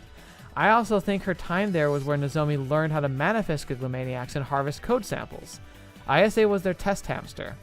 And that's like, that was kind of like my thoughts going into that, was like, okay, when they were trying to harvest her code or trying to manifest her as a Giglomaniac, I think that this zealousness and like trying to replicate like a cult-like behavior was a path forward. Because I almost think who was the guy who's the head of the like Nozomi? Whatever his name is, like the guy who's like the main like true villain. He clearly was a member of the cult, and he's a Giglomaniac that manifests his blade. So I wonder if that was the premises of like trying how to manifest like Giglomaniacs in general, was to use him as a pattern. So they used the foundation of zealotry and cultism as an attempt to get there, but it didn't work with her. So then they used the torture and stuff, and that eventually worked. And so like now that became their path moving forward, was torture, which they used on Rimi and basically everyone else. So that was kind of like my running theory. Again, I don't feel like we got a solid answer on that, but I feel like I'm at least on the right track there. And so her being like obsessed with this prophecy is a kind of manifestation of the manifestation of the brainwashing. But there's some counterpoints to that come up later that make me not so sure about that anymore. But anyway, I say it's interesting how on point the prophecy of Gladiol. Oh God, that word's just so. It doesn't look right. It doesn't sound right. It's got too many vowels smushed together. So the prophecy of Galdul and the book of Psalms and Revelations actually are like I had to admit, like as time went on, like they're kind of spot on a lot of details, stuff that like wasn't even revealed at that time in the story that I knew were coming. And I was like, I wonder who wrote them. And then I put in quotations, R.C.O. Ziegler, apparently. ISA believes he was a Giglomaniac of his time. And at first I was like, that name sounds kind of familiar. So I was like, is that a real person? Or is that going to be like a cameo? Or like, is that a reference to something? And like, then we get down to like, she talks about like ISA's goals. Like, oh, she wants to collect all 7 of the D swords, which like at this time she started like actively collecting them. Like, and we find out later that primarily she's collecting them from corpses, and she's probably killed a few people to get them. So, like, yeah, that was like really shocking to be like, oh, so she's like, she believes the prophecy so much she's gonna kill people to like fulfill it. Like, that's so dangerous. And then she claims that Gladiol is the manifestation of negative delusions, and so is this the Noah too? Like, I thought the Gladiol, like this great like manifestation of like negative delusions, was the Noah too, a manifestation of it, or like what it was about to become. That's not quite true either, but you can kind of see again the logic of that there, like how it's going there. And then the next bullet is like, oh, so the book itself is a delusion because it was just a blank. It was full of empty pages. I was like, so like for me that got really confusing. I'm like, okay, so like she's deluded this into existence. It never actually existed. But then why is her delusion so spot on to the future? Like, how is she predicting the future so well? She actually is a prophet. Like, the game, it's frustrating because it's like she has her prophetic songs, right? She sings about things and they start manifesting, like the NewGen killings, right? Oh, so she like can kind of see the future. But then like you find out, like, oh no, like I don't tell the future. I'm just using a book of inspiration, like for my inspiration, and the book is telling the future. Oh, okay, I can get behind that. So an ancient Giglomaniac maybe had the ability to manifest or dip into the future a bit and wrote out a book, and you now have the book and you're using that as inspiration as a guide of like what you want to do. But then the book doesn't actually exist. So it's like, okay, well no, now you actually do see the future. You just frame it in a book form. So again, it just becomes the problem with delusions. What is it? What are its limitations? Because if delusions can literally see the future, how? Like, how is this supposed to work? It's so confusing. Okay. Anyway, I get to the point where she's talking about like some of the problems with delusions, and I got to the point where she's describing the issue of other minds, aka we cannot ever verify what a world looks like from another person's point of view. Because she's talking about how like you use the blind spots to like real boot things, and I talked about it in my own playthroughs, but again she emphasized it very, very clearly. Like, it was much better stated by her than anyone else. This idea of like the barrier of like not being able to interpret what other people see. And again, I say like it's like it's the problem of like trying to describe like what does salty taste like, because like salty is kind of like an end result. Like everyone knows what salty tastes like, but I can't describe that to you because the definition of what salty tastes like is salty. I can't like tell you what it feels like for me to put salt on my tongue, and you can't tell me what that feels like for you. We can kind of agree on aspects of it, but if we can only agree to the point of like where you can verbally like express like an opinion about it, and you can feel like it's on the same page as what you experience, but I can't ever actually tell you what salt tastes like, nor can I tell you what the color red looks like. We can all agree what things are red, but the problem is that like what I experience is red, like what my eyes transmit to my brain and say is red, and how it pictures how it manifests in my head could be wildly different from yours. Like if I could like jump into your body and see through your eyes and what your brain interprets the color red, your brain might decide what you see as red is what my brain tells me green looks like. But I could never tell that. You could never explain that to me, nor I could explain it to you. We could just mutually agree that certain things are red. That mutual agreement is a delusion. So we all delude with each other all the time according to the rules of delusions here. And I guess they really kind of summarized it really well in her route. And so I thought that's really fun. Like that idea is like we all delude with each other all the time because there's core aspects we can't explain because we can't actually experience what each other thinks. So salt, the taste of salt is a delusion. The color of red is a delusion. In fact, a great delusion is the taste of chicken, because they always talk about how they said like some meats have their own flavor, but a lot of stuff just ends up tasting like chicken. I think it's just like default meat flavor, and we all delude what that tastes like. Doesn't taste bad, because usually it's good for us, but can't describe what chicken tastes like, or the fact that like when people eat snake and it tastes like chicken, it's like, what does that even mean? It just means it tastes like meat. And you can't describe things more than that. So yeah, it's a delusion. We all live in a world of delusions. In fact, it's amazing we make our world work because it's primarily built on the foundation of delusions.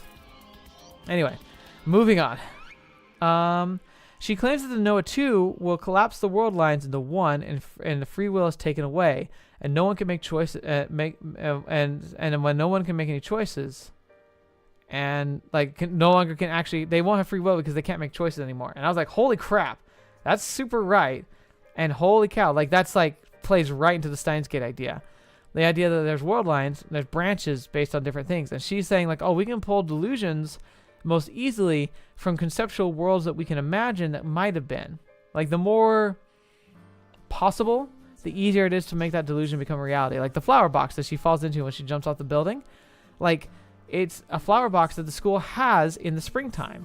It wasn't the right time of year, but it's very realistic to believe that there could be flower boxes that like in that spot at the school, and the school would grow them like that. Like that's why that delusion was really easy to manifest. And I just liked how that resonates so well with the Steins Gate. And in fact, if you think about it, Steins Gate, the idea of Steins Gate, the Council 300, or at least with CERN, they use time travel to control the world. But then it talks about in the future how like everyone like kind of walks around in a daze or in a cloud where they just kind of do what they're told and they don't like really question. And it's like a small pocket of resistance that's kind of like trying to like fight back. That sounds a lot like the Noah 2, doesn't it? Like the Noah 2 being able to kind of manifest massive delusions that just placate everybody and kind of keep them moving in the right direction and takes away their free will by just never giving them any reason to do anything that's not exactly what they want them to do. And I was like, okay, so that almost implies that when in Steins Gate, the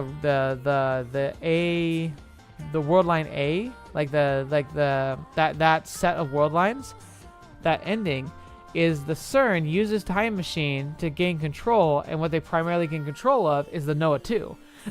And that's how they control the world. Like, I don't know if that's what it was intended to be, but it feels like that's the right track, right? And then the B world lines are the world lines where CERN is not able to get access to the Noah 2 before World War III kicks off. And at that point, like, everything gets lost, and so then they kind of gain control of the scraps of humanity. And that's just like that to me. I like that a lot. That was really cool. Like that's the strongest connection I could see between the Chaos Head and like Steins Gate, as far as like the fact that they're supposed to be kind of like pseudo parallel side like related worlds, like which I thought was really cool. In fact, they even use the words world line like very clearly. Like I think that the intention was that these two were supposed to be like related in that way. Okay. I have this phrase here. I don't even know what this is. All I have is a note that says wiki pedophilia, and really with a question mark and exclamation mark. Like the wiki, like maybe some kind of password or something that he had to enact or use, and it was like, and like the password was pedophilia, which is like, why is that a like it was such a random thing. I remember like being like flummoxed. I was like, why is this here? Like it made me angry. Like because it had like no purpose. I just remember being just like a random thing. I was like, why? Anyway, moving on, because oh yeah, they were like kind of they were kind of bonding together, and there's a scene where they're like I think they're in the hospital or something, and they're like eating food, like he's hungry, and like she has her food from like the hospital, and because he ended up hiding in her room when the nurse came by to drop off food, and he comes out and she like shares the food with him, and like she's like there, and then she like offers him tofu like on like I'm guessing with the chopsticks or something, and like he says, like he looks at the tofu and looks at her, and he says like, are you offering this because you don't want it? And she smiles and she says yes. I thought that was really cute. Like that scene was very adorable. I thought that made my heart like happy. I was like, that's really fun. That felt like a real relationship type moment, you know? And they definitely felt like there was some chemistry between the two of them, which I really liked. And that was one of the reasons, is because stuff like that.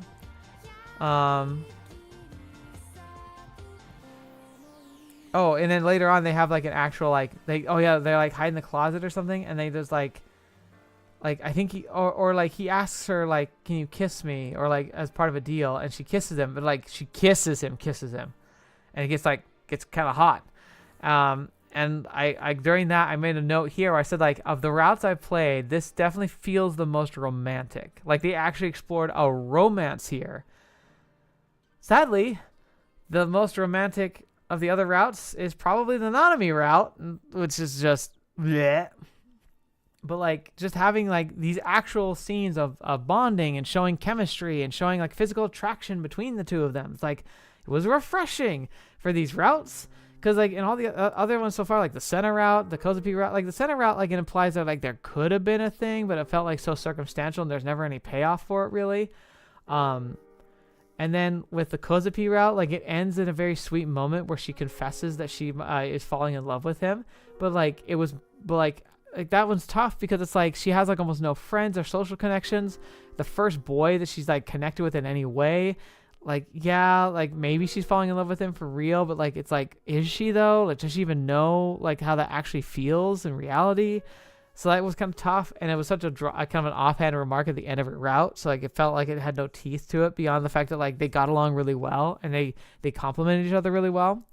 But ISA's really felt like oh, like there's like connection here.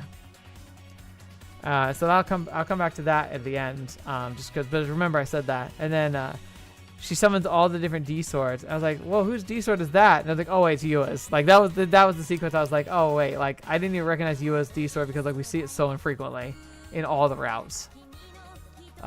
She claims that the melt is the fusing of different worlds, like making an alloy of different metals, which I thought that was really cool. Like that was an analogy that came to my mind. It was like when all the world lines like mush together because of like. In Steins Gate, it was about like critical, like massive events. Like we kind of coalesced all the lines. It became like a universal truth between all the different world lines. In this one, like the Noah 2 or like things like that would be like doing, like the Noah 2 basically not only creates delusions on a grand scale, but it also becomes its own like focal point for the world lines. And it makes you almost wonder, like, does the Noah 2 actually create that fusion of world line points? Or is the invention and activation of the Noah 2 by default a world line collapse point because it's such a monumental aspect and event of human history? So I don't know. Does it do it because of like the nature of the Noah 2, or does it do it because of the design of the Noah 2? Which again, we don't get an answer for. But that was some food for thought that I thought was really interesting. Excuse me. Okay.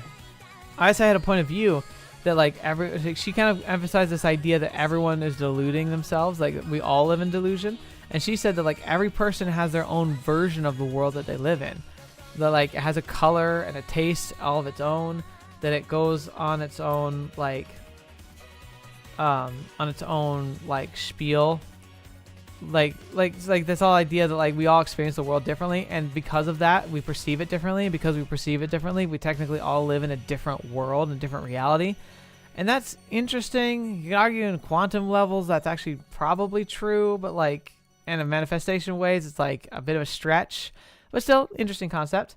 Yankee Kanaki said, I don't really have much of anything to comment because I read the base chaos head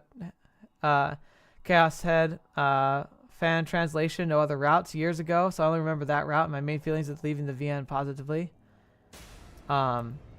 Okay, so yeah, if you enjoy, because that's the thing I was saying at the beginning of this, Yankee Canuck, if I had played just the core route, I don't think I would have been like all that satisfied. It would have been fine, but I wouldn't have felt that great.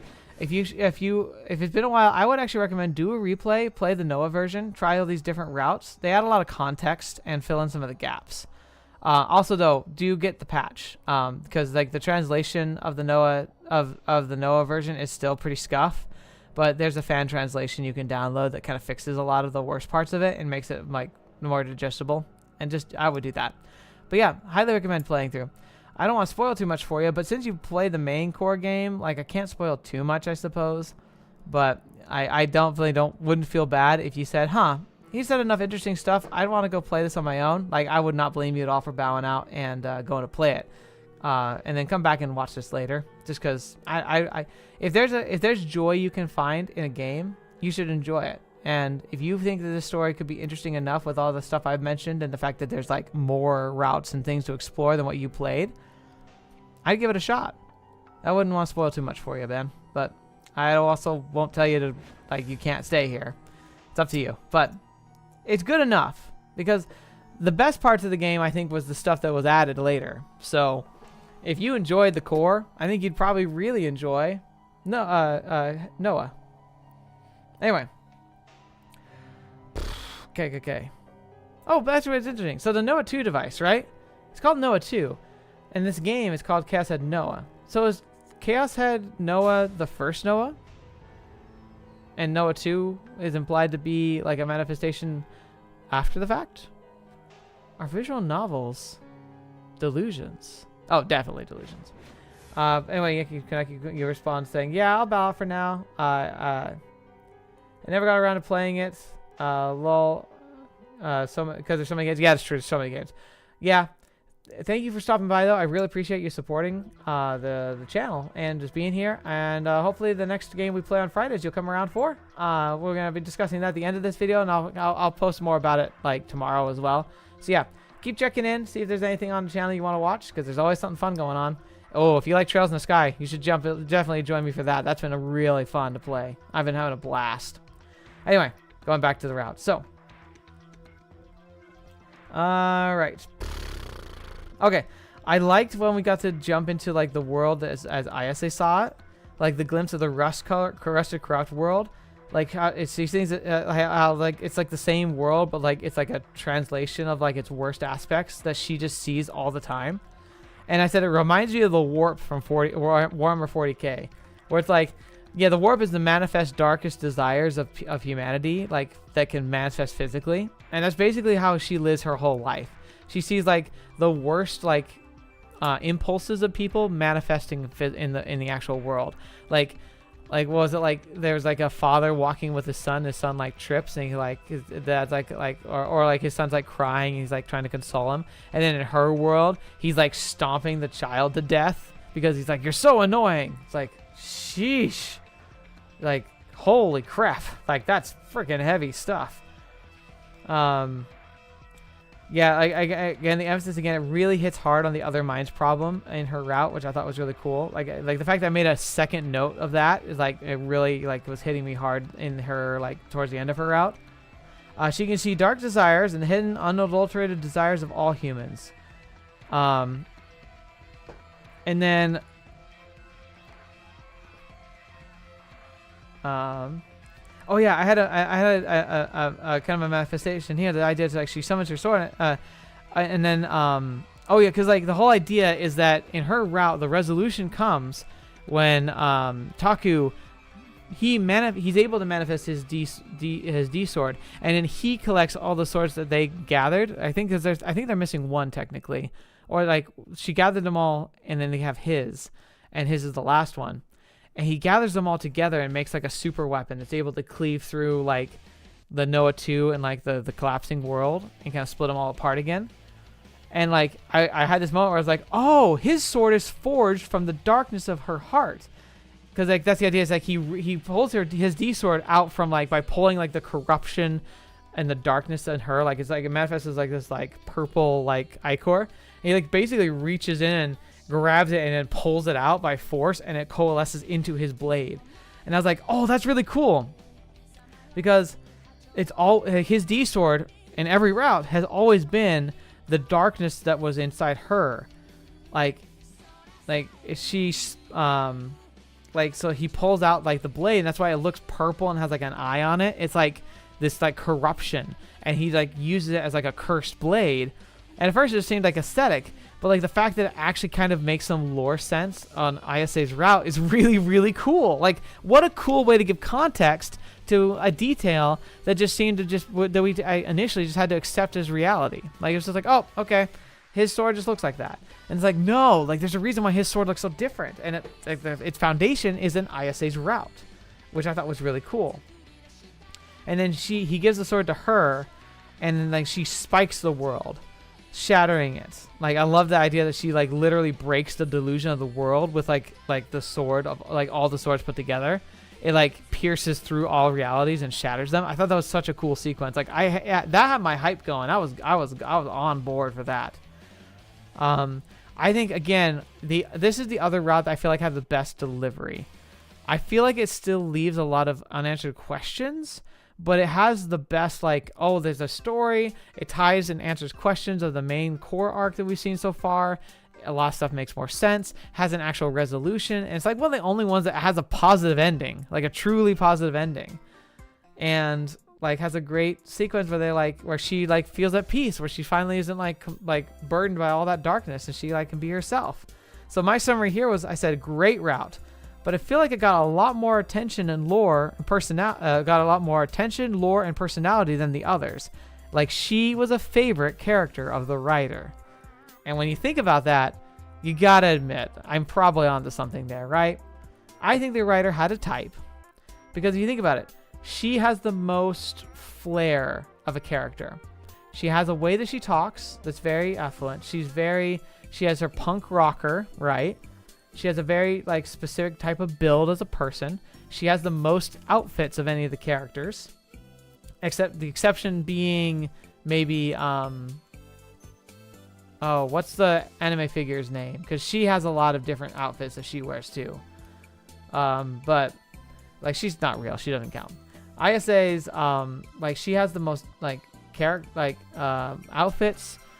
She appears in her underwear more than any other character does.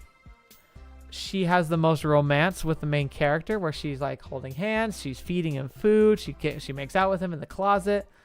Like, he saves her. The main character like actively saves her and helps her fulfill like her deepest desires, and makes her a better person in the end. Like, very hero complexy. Like, so do you see how like if there's a writer self-insert, it feels like it's the ISA route. Because it felt like it just got way more TLC than anything else. All the other routes, like, it really just doesn't feel like they got near as much. She also got a lot more custom art.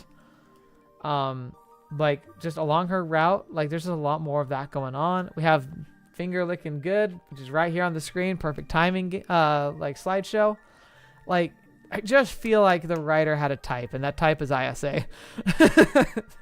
Because it just felt like there's a lot more that went into her than any of the others. I could argue that Rimi also might be a favorite of the writer, but I feel like she's a favorite as in like the favorite for the story. ISA, I think, is just a favorite of like the writer themselves. Maybe I'm reading too much into that, but that was my thought. But overall, it meant that we got delivered a fantastic story, good ending, fun romance, and probably the most natural feeling romance. If there's like a route where I'm like, okay, like it feels like that Taku actually has a girlfriend and it almost makes sense that they're boyfriend girlfriend, it's the ISA, but not because it makes sense that she would fall in love with him. I don't know why anyone would, frankly, but she's the one that sells the fact that she's falling in love with him in a way that's meaningful, and so it feels like the most appropriate for the character. All right, now let's talk about the Rimi route, because there's the Rimi route and then there's the true ending, which you can kind of correlate them, but like they're not quite the same. So on the Rimi route, which I think actually, if I remember correctly, Rimi route technically ends like the same way as the Canon A ending, but there's a lot more context that's given to it. And kind of like Yua's, like, it goes back and does a lot of backfill of the main story. So in the Rimi route, Takumi, so like, you know, like old man looking Takumi, Shogun, he can see delusions before they happen. So he can kind of perceive like future delusions, and it gives him insight into what's going on, which is why he knows about the Noah 2 project. It's why he knows about Rimi and is able to save her at all. It's like all comes down to this idea that his main ability is not just kind of foreseeing the future. He specifically can foresee and view delusions remotely. If anyone uses delusion, he can see it and probably even knows it's happening. Whose eyes are those eyes thing? Yeah, that's him using his perception to view delusions. And he can just use it all the time on Taku because Taku's the delusion. So he can always watch him if he wants to, which is why he always feels like he's being watched. Okay, so this one's weird. Rimi only got the school uniform from her attempt to intervene in the crucifixion case. And I was like, that's weird, because like she had never gone to school before then, but for some reason she was wearing the uniform because it was really critical to the story that she wear the uniform. So I almost wonder if this was like they tried to do a retro fix, because like even their explanation that she's in the school uniform makes no sense. She just happened to have it, but I think it's because in the storyline they had to have like the character wearing a Suime like uniform, because that predicates a lot of the events of the first two acts of the story. And so I feel like they kind of wrote themselves into a corner there, and so they tried to come up with a reason for it, but it felt off when they did. Anyway, and it says, is that why she just manifests into Taku's life because until now she just had been with Takumi? And like, yeah, like that's the thing that's kind of crazy. Is like so it makes it clear that Takumi, the original Takumi, sees the crucifixion happening and is trying to stop it, the NewGen killing. And he sees it beforehand because it's going to involve delusion. But when she gets there, she's too late to save the guy, and then she gets caught up in the delusion of it. Because like the guy was murdered and was staked to the wall, but just like the bare minimum to get him up there. And then the delusion adds all the extra stakes, but because she gets caught up in it, she gets covered in blood, she gets confused, and that's why she acts like that. Again, it feels like they just were trying to like having to retroactively say like, okay, why would Rimi, based on who she is, why would she be in the alley? Why would she be covered in blood? Why would she say the things that she said? Why is she wearing the things that she was wearing? So I felt like they just kind of went back and retroed all of that. And that's like, I don't know. That's kind of odd, you know? It's like going back and like fiddling with a crime scene. Just feels very off. You're right.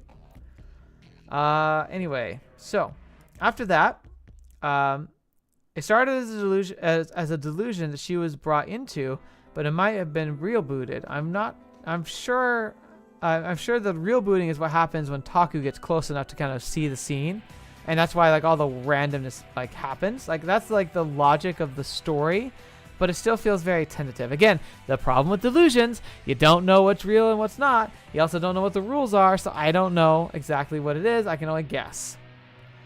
Okay.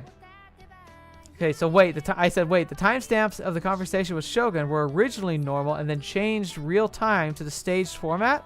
That was like really confusing to me, because it implies like the reason why Yua sees like thinks that it's all Taku is because she's able to trace the conversation that he saw as back and forth between him and Shogun as being like one-sided at one time and the other side at a different time.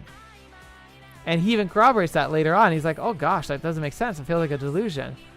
But then we also see in a like flashback that Shogun actually went to the location at the cafe and has a conversation with Taku.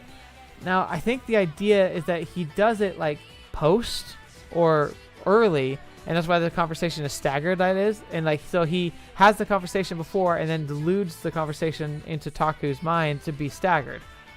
But like, the timestamps of the conversation like seem to change in Rimi's route. Like,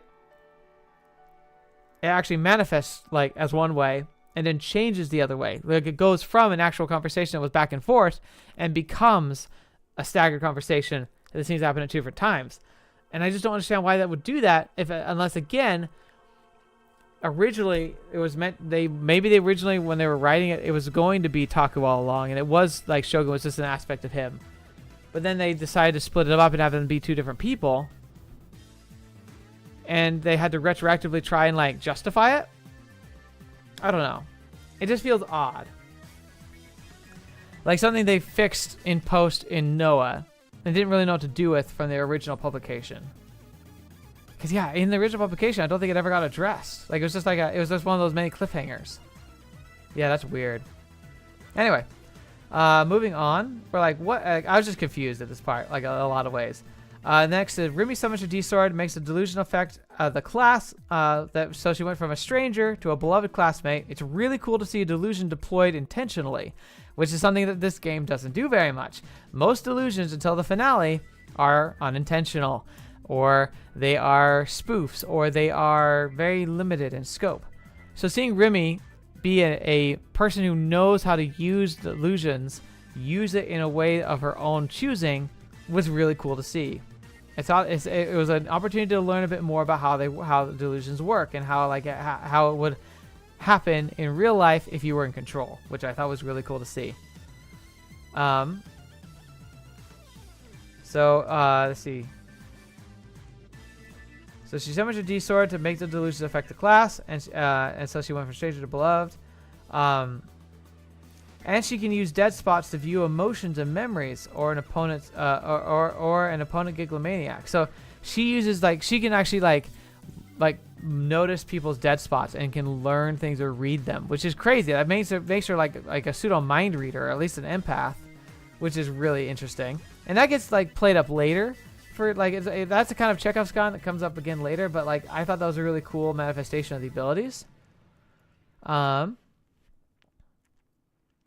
I said, oh, in this one, Kozupi determines that Taku is a baddie and wants to kill them both, like Kozupi and Taku. It's I think it's because of the fight on the roof. It takes a completely different route when in the Rimi route, and Kozupi decides oh, you guys are bad people, so she's just trying to kill them. And I said to myself, I'm glad I played her route first before this one, because that would have very much changed the way I saw her as a character. But then she accidentally kind of kills them. It's she makes Senna jump off the roof, I think. I said, oh no, her delusional attacks were way too effective.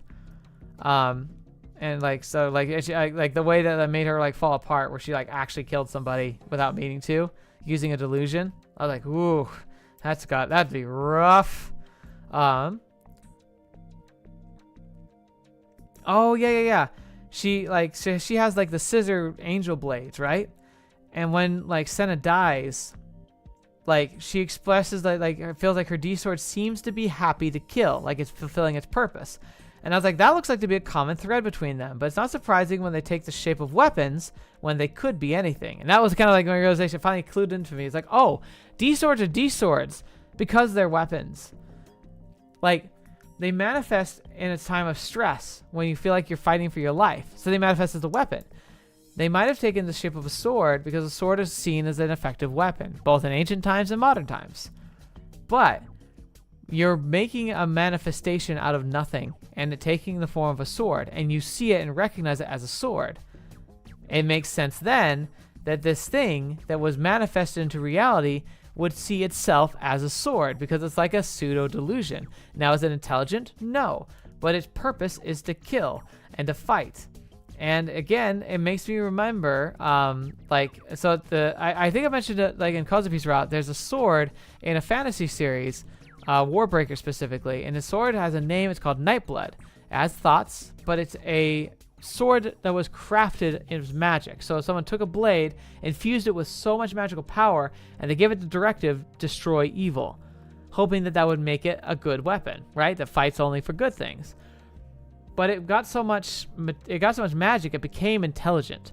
But it has no context for being a person.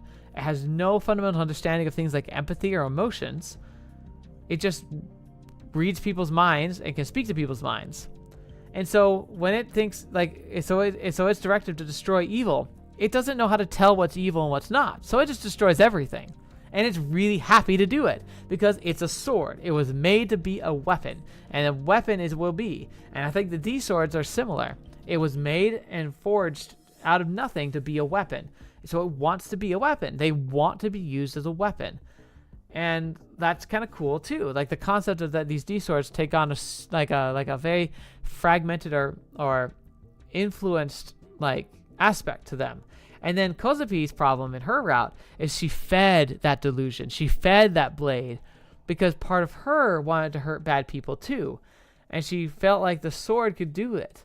Not her, the sword. So she gave that power to the sword and diluted it in more and more strength. And the delusion of the sword took so much power, it eventually was able to take over her body. The delusion became reality. Again, that theme is the best stories have come from the idea of delusions starting to reversibly manifest on the person who created them. That the person creates a delusion to protect themselves and others, but then the delusion itself takes on a life of its own and ends up affecting and controlling and manipulating the actual person who created it, making you wonder, is the delusion in control or is the person in control? So I thought that was really, really cool. Okay, so Rimi regressed, either as a mental defense or because of her existence slipped for a bit there. So she was a real, so that's the idea, she kills, she leads to the death of Senna, she has a breakdown, and she regresses to a child. And we find out later, she's doing is she deletes her own memories to protect herself. It's one thing she did, which I'll talk about a bit more, but it's it's an active self-defense thing that she does, which is really, really interesting.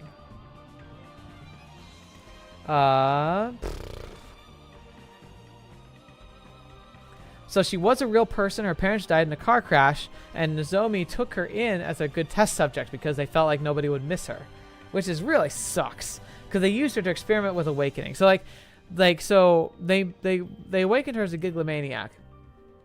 So I don't know if they used Ayase as a test subject before, or if she was more about I get the feeling that because of the helmet that we see Ayase have, I think Rimi was the first person that they experimented on to make them a giglomaniac. And when they were successful there, they went to Ayase and were experimenting with her on how to make her a code sample. And maybe they were experimenting around the same time. And Ayase's, they took the cult route, and with Rimi, they took the torture route. The torture route worked, so then they started torturing Ayase to get the results they wanted. And then they harvested her code sample. Because Rimi is jailbroken by Takumi. So she was never there for the code sample harvesting section of the process. So they had to use somebody else. So they went to Ayase. I think that's how the timeline is supposed to go. It doesn't distinctly say it, but it makes a lot of sense if you think of it that way. Okay. So when they were experimenting on her, her reaction to the trauma was to lock away her memories and to, quote, die.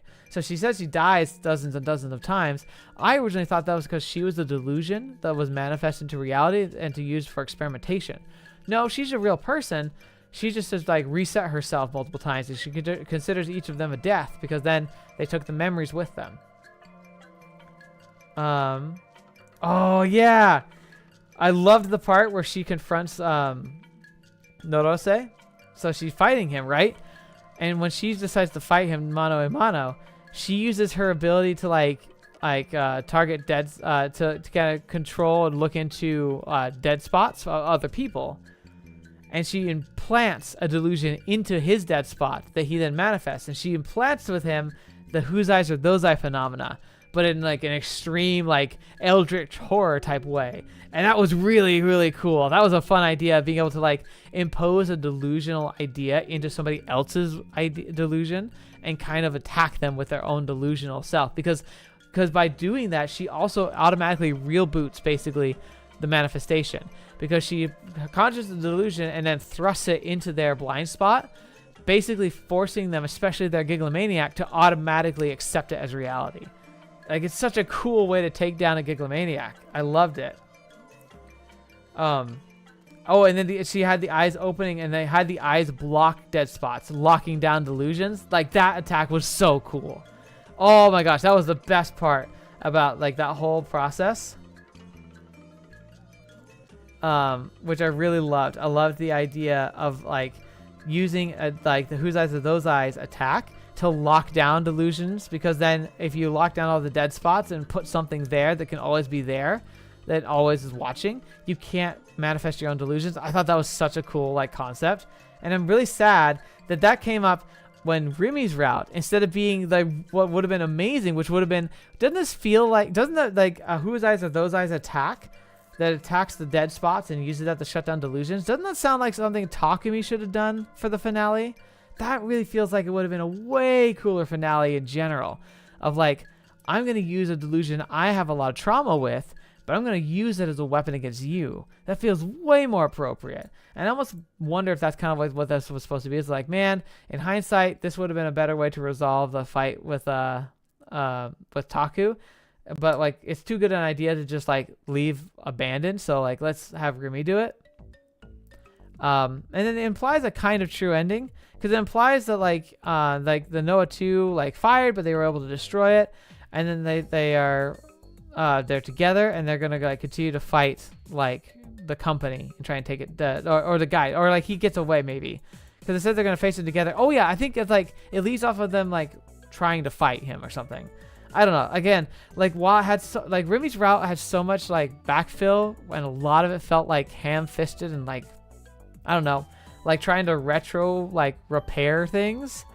Which I didn't like in the first half. When it came to like the actual ending, the ending was super hype. It was really fun. It was a great concept and like delivery, but the ending itself was very flat. And then you guys saw my thoughts on the true ending, because we got to cover that in the game, and even the postscripts, the kind of like the prelude where we got to see Takumi's point of view on everything. So, let me catch my breath real quick.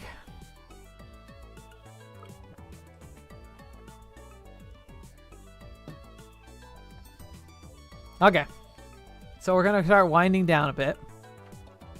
My general notes. Now that I'm on top of the mountain, I made some notes, kind of being like, okay, now that I've seen the entire game, here's some of my thoughts that I wanted to like write down so I could express to you guys during this rap party. Firstly, I realized that the game routes have nothing to do with Taku. Sure, we the player have the choice sequence that influences the delusions and gets us into the routes. But the actual events that played out that changed the ending that comes from, it all comes from the other characters, or most often from Suwa and the people of Nozomi, who directly interfere in different ways. It's interesting to have the main character who has so little to do with the story in which he's the main character of. It's like, because that's the thing.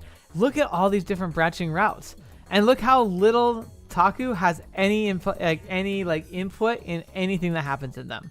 He's basically coasting through every single one. Some of the exceptions are ISA, when he actually manifests his D-Sword, and Yua, when he escorts her to the building and helps her like simulate a dropping off the building. Beyond that, he almost doesn't do anything for any of the routes. And then the stuff he does, I guess you could say Kazubi too, because like he kills the guy on the stairs and like kind of fuels into that. But again, like, it still feels like in even those cases, he feels like such a passive person. And that's such a strange choice to make, Maybe the problem there again comes back to the fact that Taku is such a weak character that it's hard to rally behind him even from a writing standpoint, and so you tend to rally behind the heroines, who are all really interesting characters. So I thought that was an interesting note to make.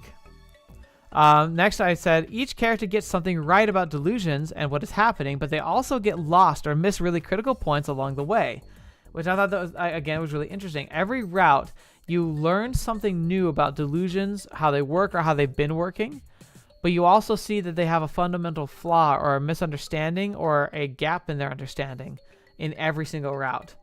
Nothing more potent than in Senna's route, where Senna's route is basically confront dad and then just be confused. Why is there a baby in this locker? Why do I want to protect this baby? Why is the baby dead? Oh yeah, it got shot, but like, why was it shot? I'm gonna make a sword laser now. I don't know why, but we're using it. Like, so annoying. If you can't tell, Senna's route really annoys me. That's because Senna's such a cool character, and she was done so dirty by that ending. It was just so, like, just felt so dismissive. Okay, so final thoughts. I don't do number systems.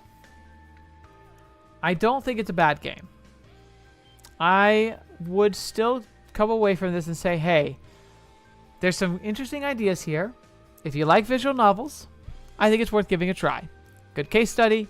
You see a lot of, like, it has some fantastic art. The art direction for this game is pretty good. It's real on point. The music is really solid too. The heroine characters themselves, very good. Very fantastic. I'm a huge fan of all of them in their own ways. There's not a single character I look at in this roster and be like, oh yeah, that was terrible. I think the writing and execution of their stories is terrible for a good amount of them, but the characters themselves are very, very good. They're very well done. I'm very happy with all of them. I think the game as a whole is very flawed, even in this remastered state. It feels like you can feel that in the Rimi route especially, where, like I said before, it feels like a lot of her route was just trying to patch up plot holes with, like, mud. Like, oh, I have a hole in the wall. I'm going to take mud, I'm going to slap it over the hole and let it dry, and that'll fix it. Like, it really doesn't feel like they did a good job actually assessing the issue. And that's a problem in my eyes. I still think it's fine. There's a lot of enjoyment I had in this game. I am happy I played it. I'm looking forward to Chaos Child. I think I am pretty sold on that happening for sure. And that's good, because with so many people talking it up, I definitely want to play it. I want to see how it works. I want to see how it manifests and like how it all orchestrates and comes together. I guess we are finally at the point of best boy, best girl.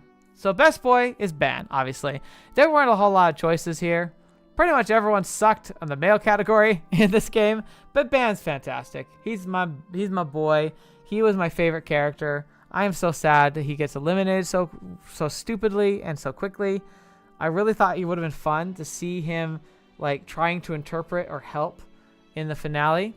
It also kind of implied that he might have been a Gigglemaniac himself.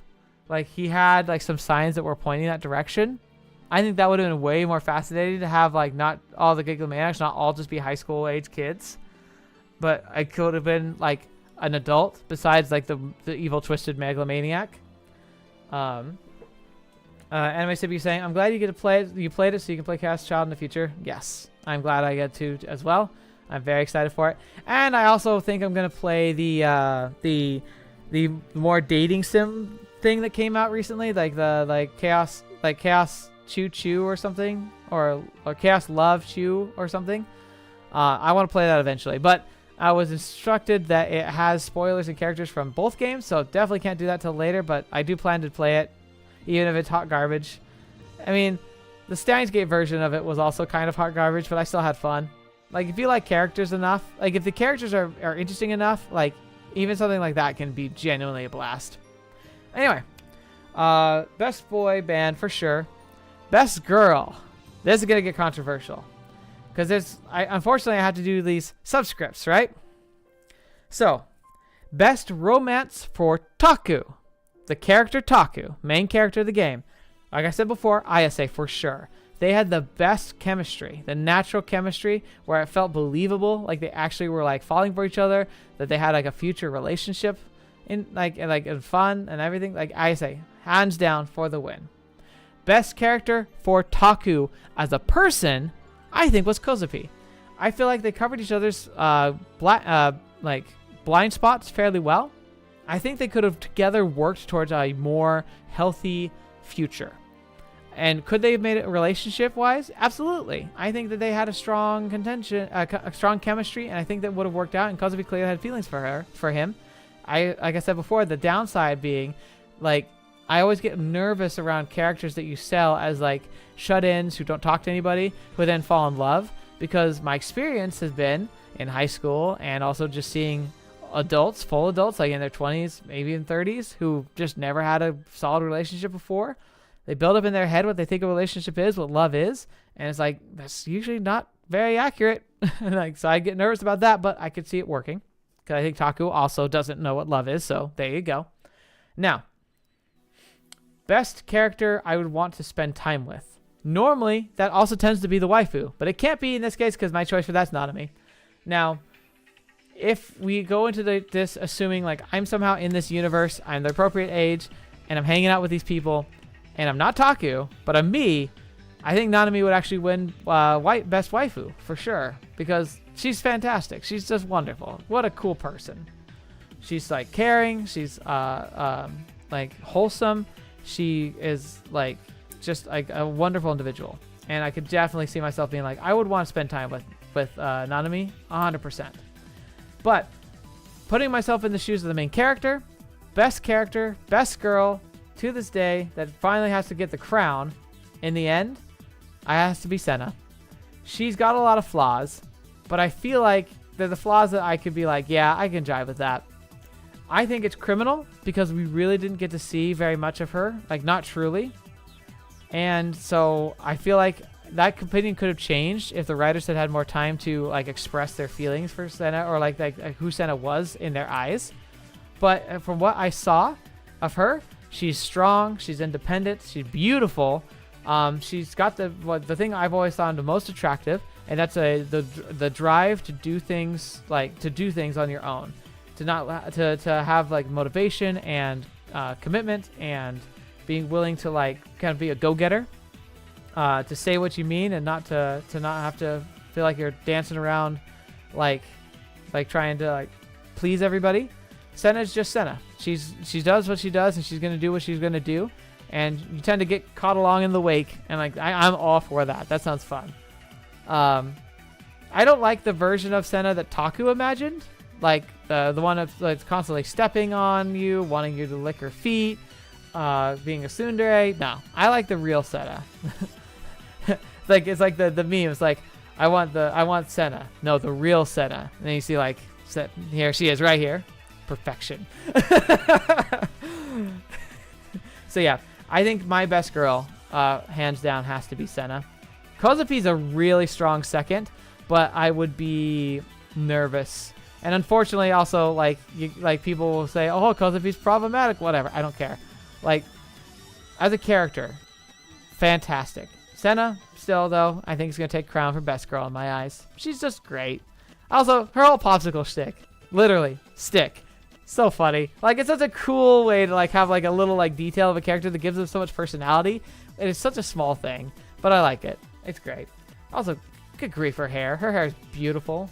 It's interesting. Like, this is one of those games where the hair color is like, they give them distinctive hair color, anime hair color, but it's meant to represent different things. Like, so she's supposed to have long black hair, and it just looks purple because it makes her distinctive. The character helps her stand out, which is fine. But it's funny because like there's so many other games that like embrace like the like candy colored hair, but this game isn't one of them. Anyway, very, very fun. Okay, well, thank you so much, everybody. We're going to be moving on from this because like all in all, great game. Looking forward to Chaos Child. I'm going to be talking about the election results now. So we're going to slowly transition out of this and kind of like let the music die down a bit, because we need to have a bit of a frank talk here, because we've got some stuff that's been going down. And unfortunately, this isn't going to be a fun conversation, but it's going to be a real conversation. And so I hope you'll stick it out for me. Now, I'm going to do a bit of a intro here because this part is going to become a video on the channel. So I'm going to do a quick introduction as if I'm doing a video because I'm going to be literally cutting this out and posting it independently. So bear with me on that, but I'm going to be doing this part. So yeah, I think we can go ahead and go for this here. So all right. Okay, everybody, here we are. We did a poll like we do for Fan Fridays. I do this poll and we try to decide what we're going to watch as a channel because there's so many great games to play. I want to help make sure you feel like you get to be a part of that decision. And that's been one of my favorite things I've done up until this. Now today, unfortunately, we're going to go over these results and I got to talk to you about some stuff because I got to have a pretty frank conversation. It's going to be short, but frank. Here's the results. As many of you probably already know. The winner here is by 78 votes is Baldur's Sky, followed by Okana, which got 68 competitive, and the Cast Child got a 42. A lot of people were surprised by this. I kind of was too. And there's a reason for that. I think all three of these games could do really well. I think they'd all be fantastic additions on the channel based on what I've seen and what I know. Here is the poll results. But we have a bit of an issue here we're going to go over.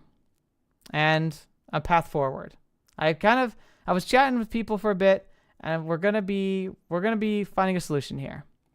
So I posted pictures of this before and I want to talk to you about this because there's stuff here that says a story.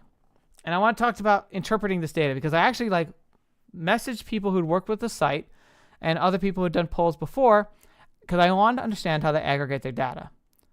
And it breaks it down. I want to go over to it with you. So here's the thing. Per country, here's the breakdown. 74 votes from the United States of America, 27 Vietnam, 14 Germany, 11 Japan, 8 Russia, Indonesia, 5 UK, 4 Malaysia, 4 Canada, 4 Philippines, 2 South Korea, 2 Finland, Netherlands,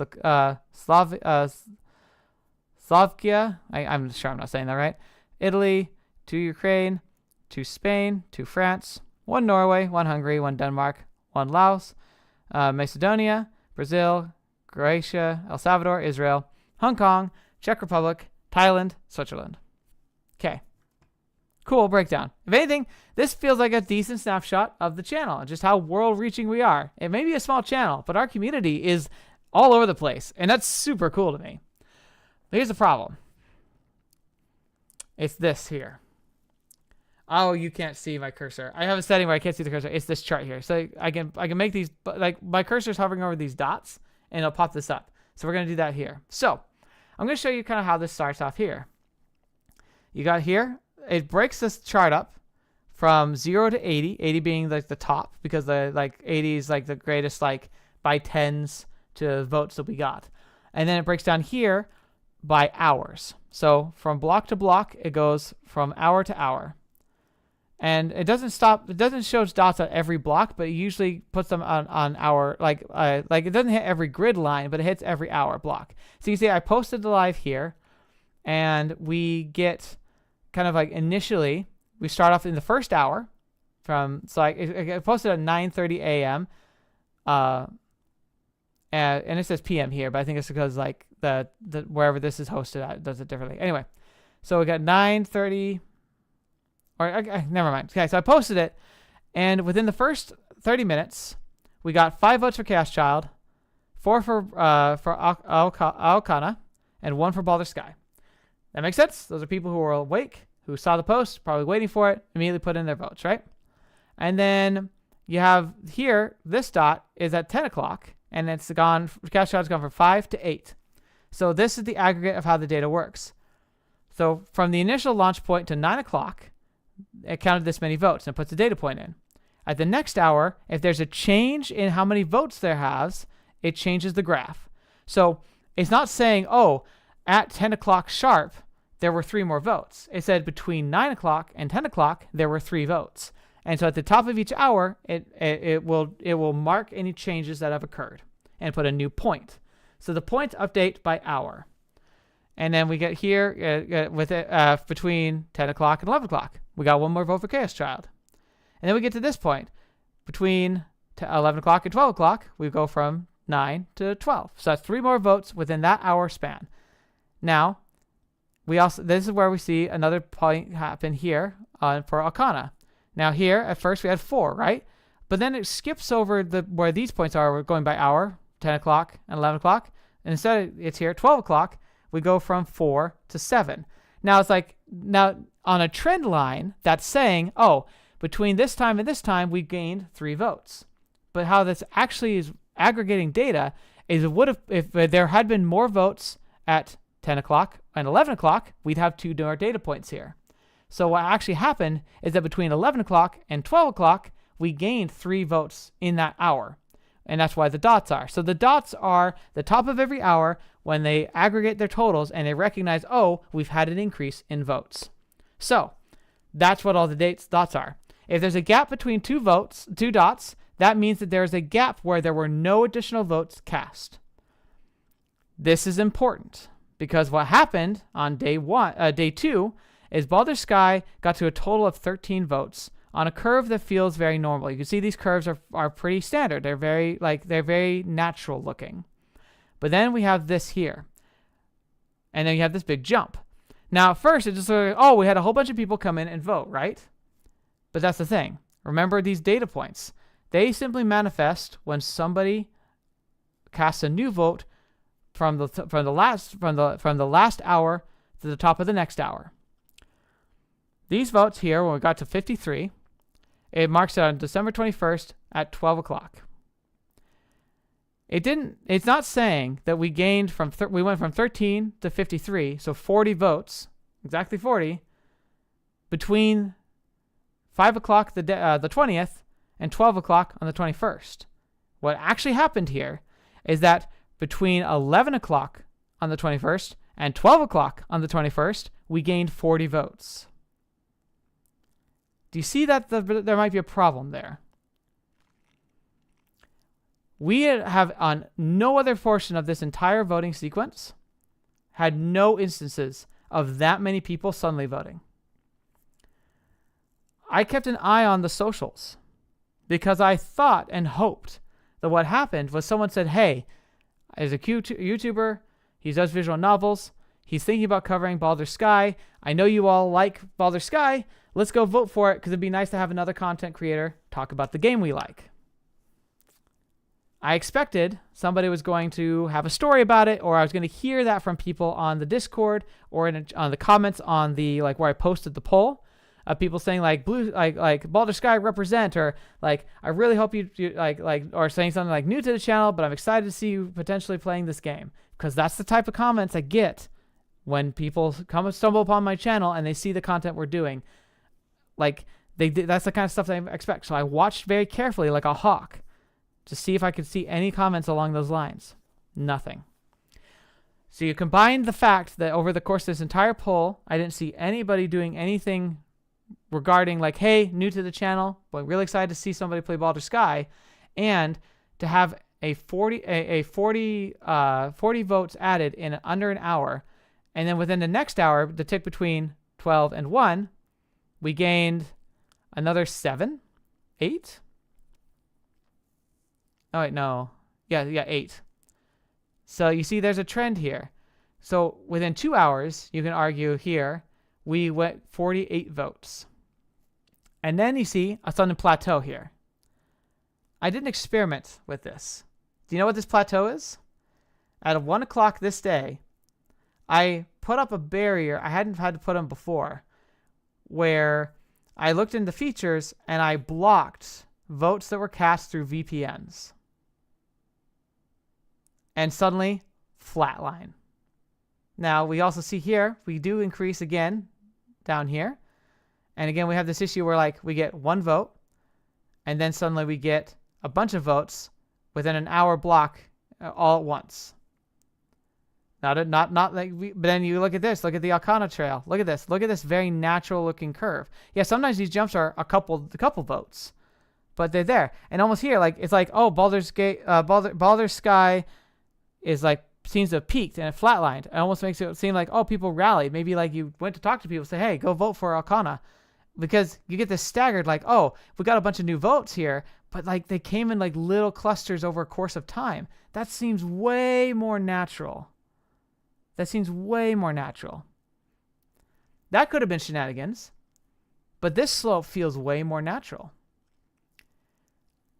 So either somebody was trying to rig the system, like this is either somebody saw someone like potentially rigging the system and tried to rig it in a natural way, or this is genuinely like the Okana people coming out in droves saying, "Oh my gosh, I thought we were going to be able to play he was going to play this game, and now he might not. Like, get the message out. Let's get people on this quickly." That seems like a realistic like last second push. We've seen this before in polls where somebody seemed to like win at at the last second. This is what I saw was like a rallying point, or like people like maybe like going online on like Monday and realizing, oh, the new video's up, oh, the poll's up, oh my gosh, like I want to vote for this. That makes more sense. And then we even have like this Chaos Child plateau here, right? So we had like a steady increase of votes here, a very natural looking line. It slows down and then it plateaus here. 42 votes here. By the end, like there's like a whole section of hours where just nobody else voted for it. That makes sense.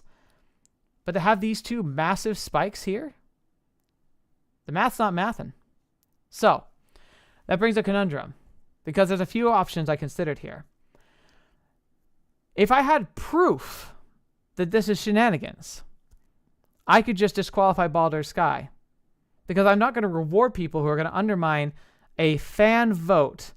Like, I have to deal with like undermining democracy in my real life. Why am I going to put up with it in the stuff I do for fun? Okay?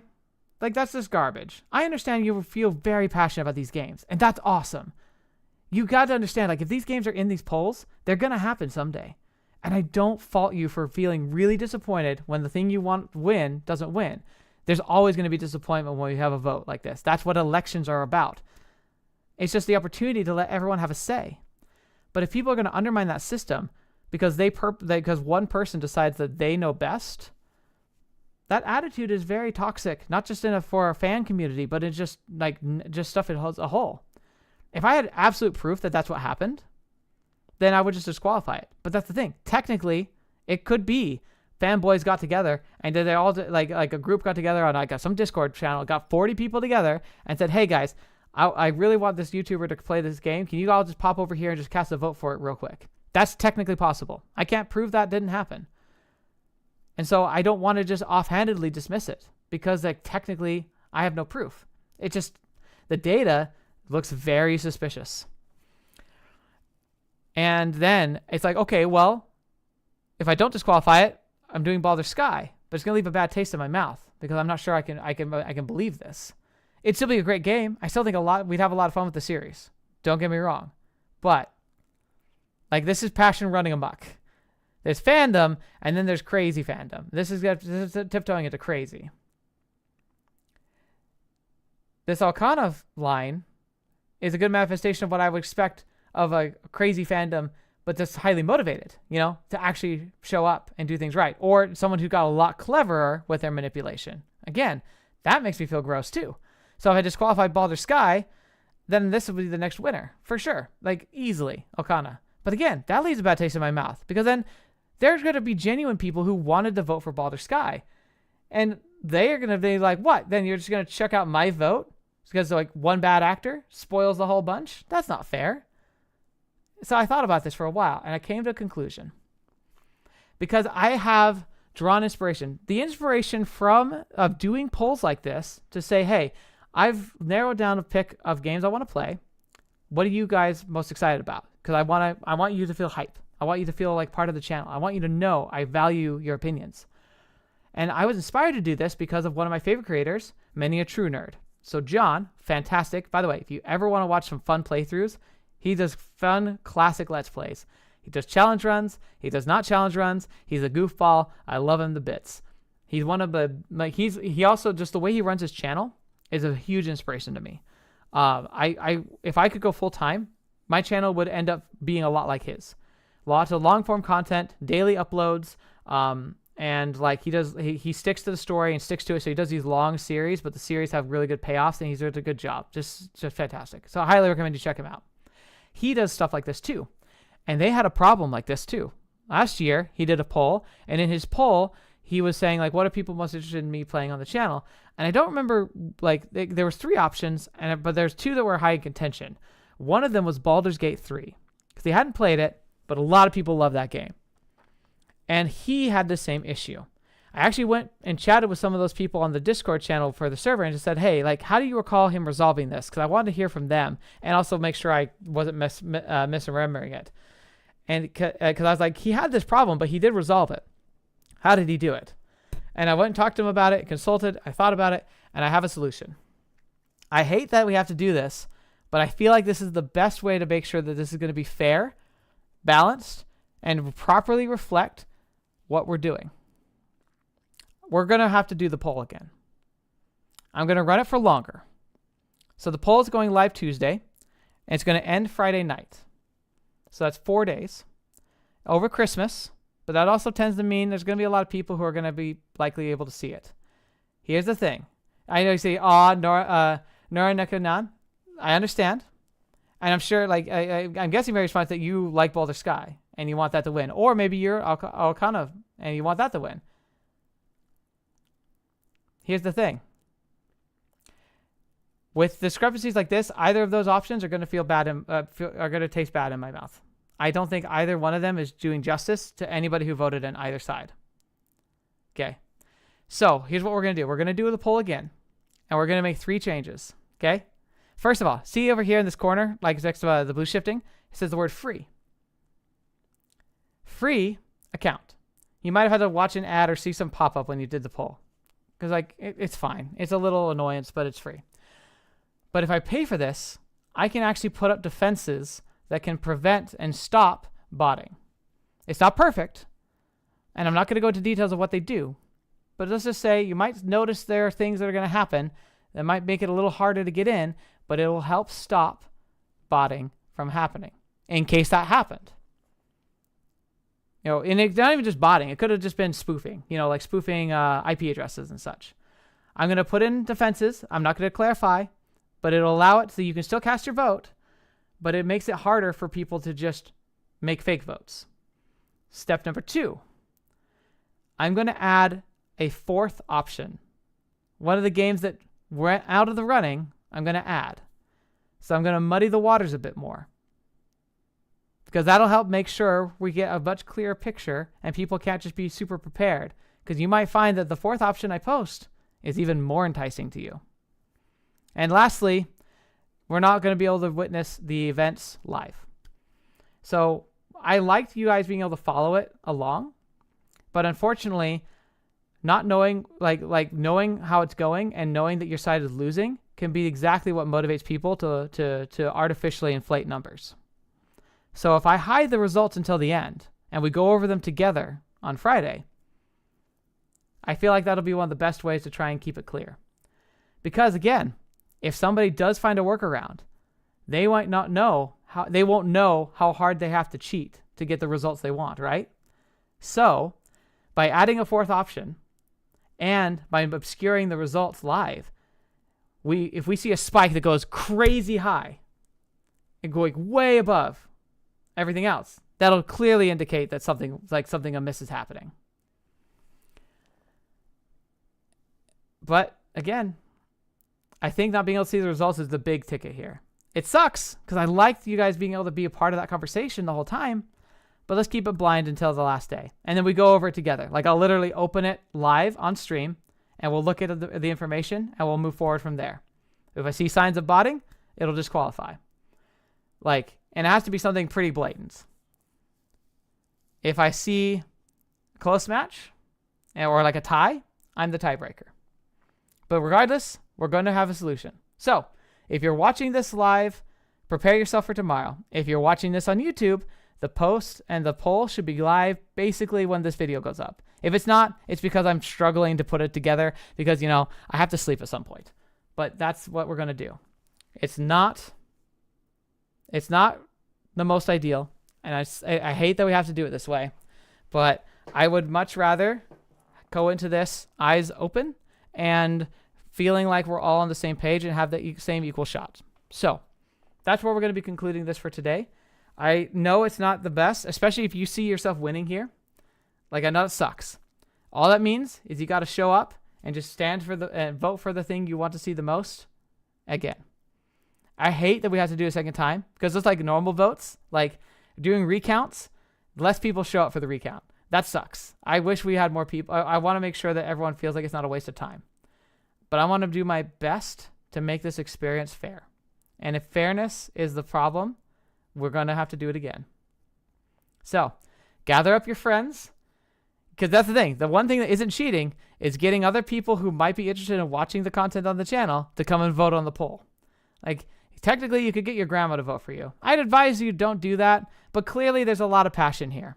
So if you have to, getting another human being to go along with a vote for you, I mean, that's basically what Democrats or Republicans in America do. They basically just say, like, here, just fill it out, all Republican or all Democrat. Don't even look at who they are. So, like, if it happens in real politics, it's going to happen here.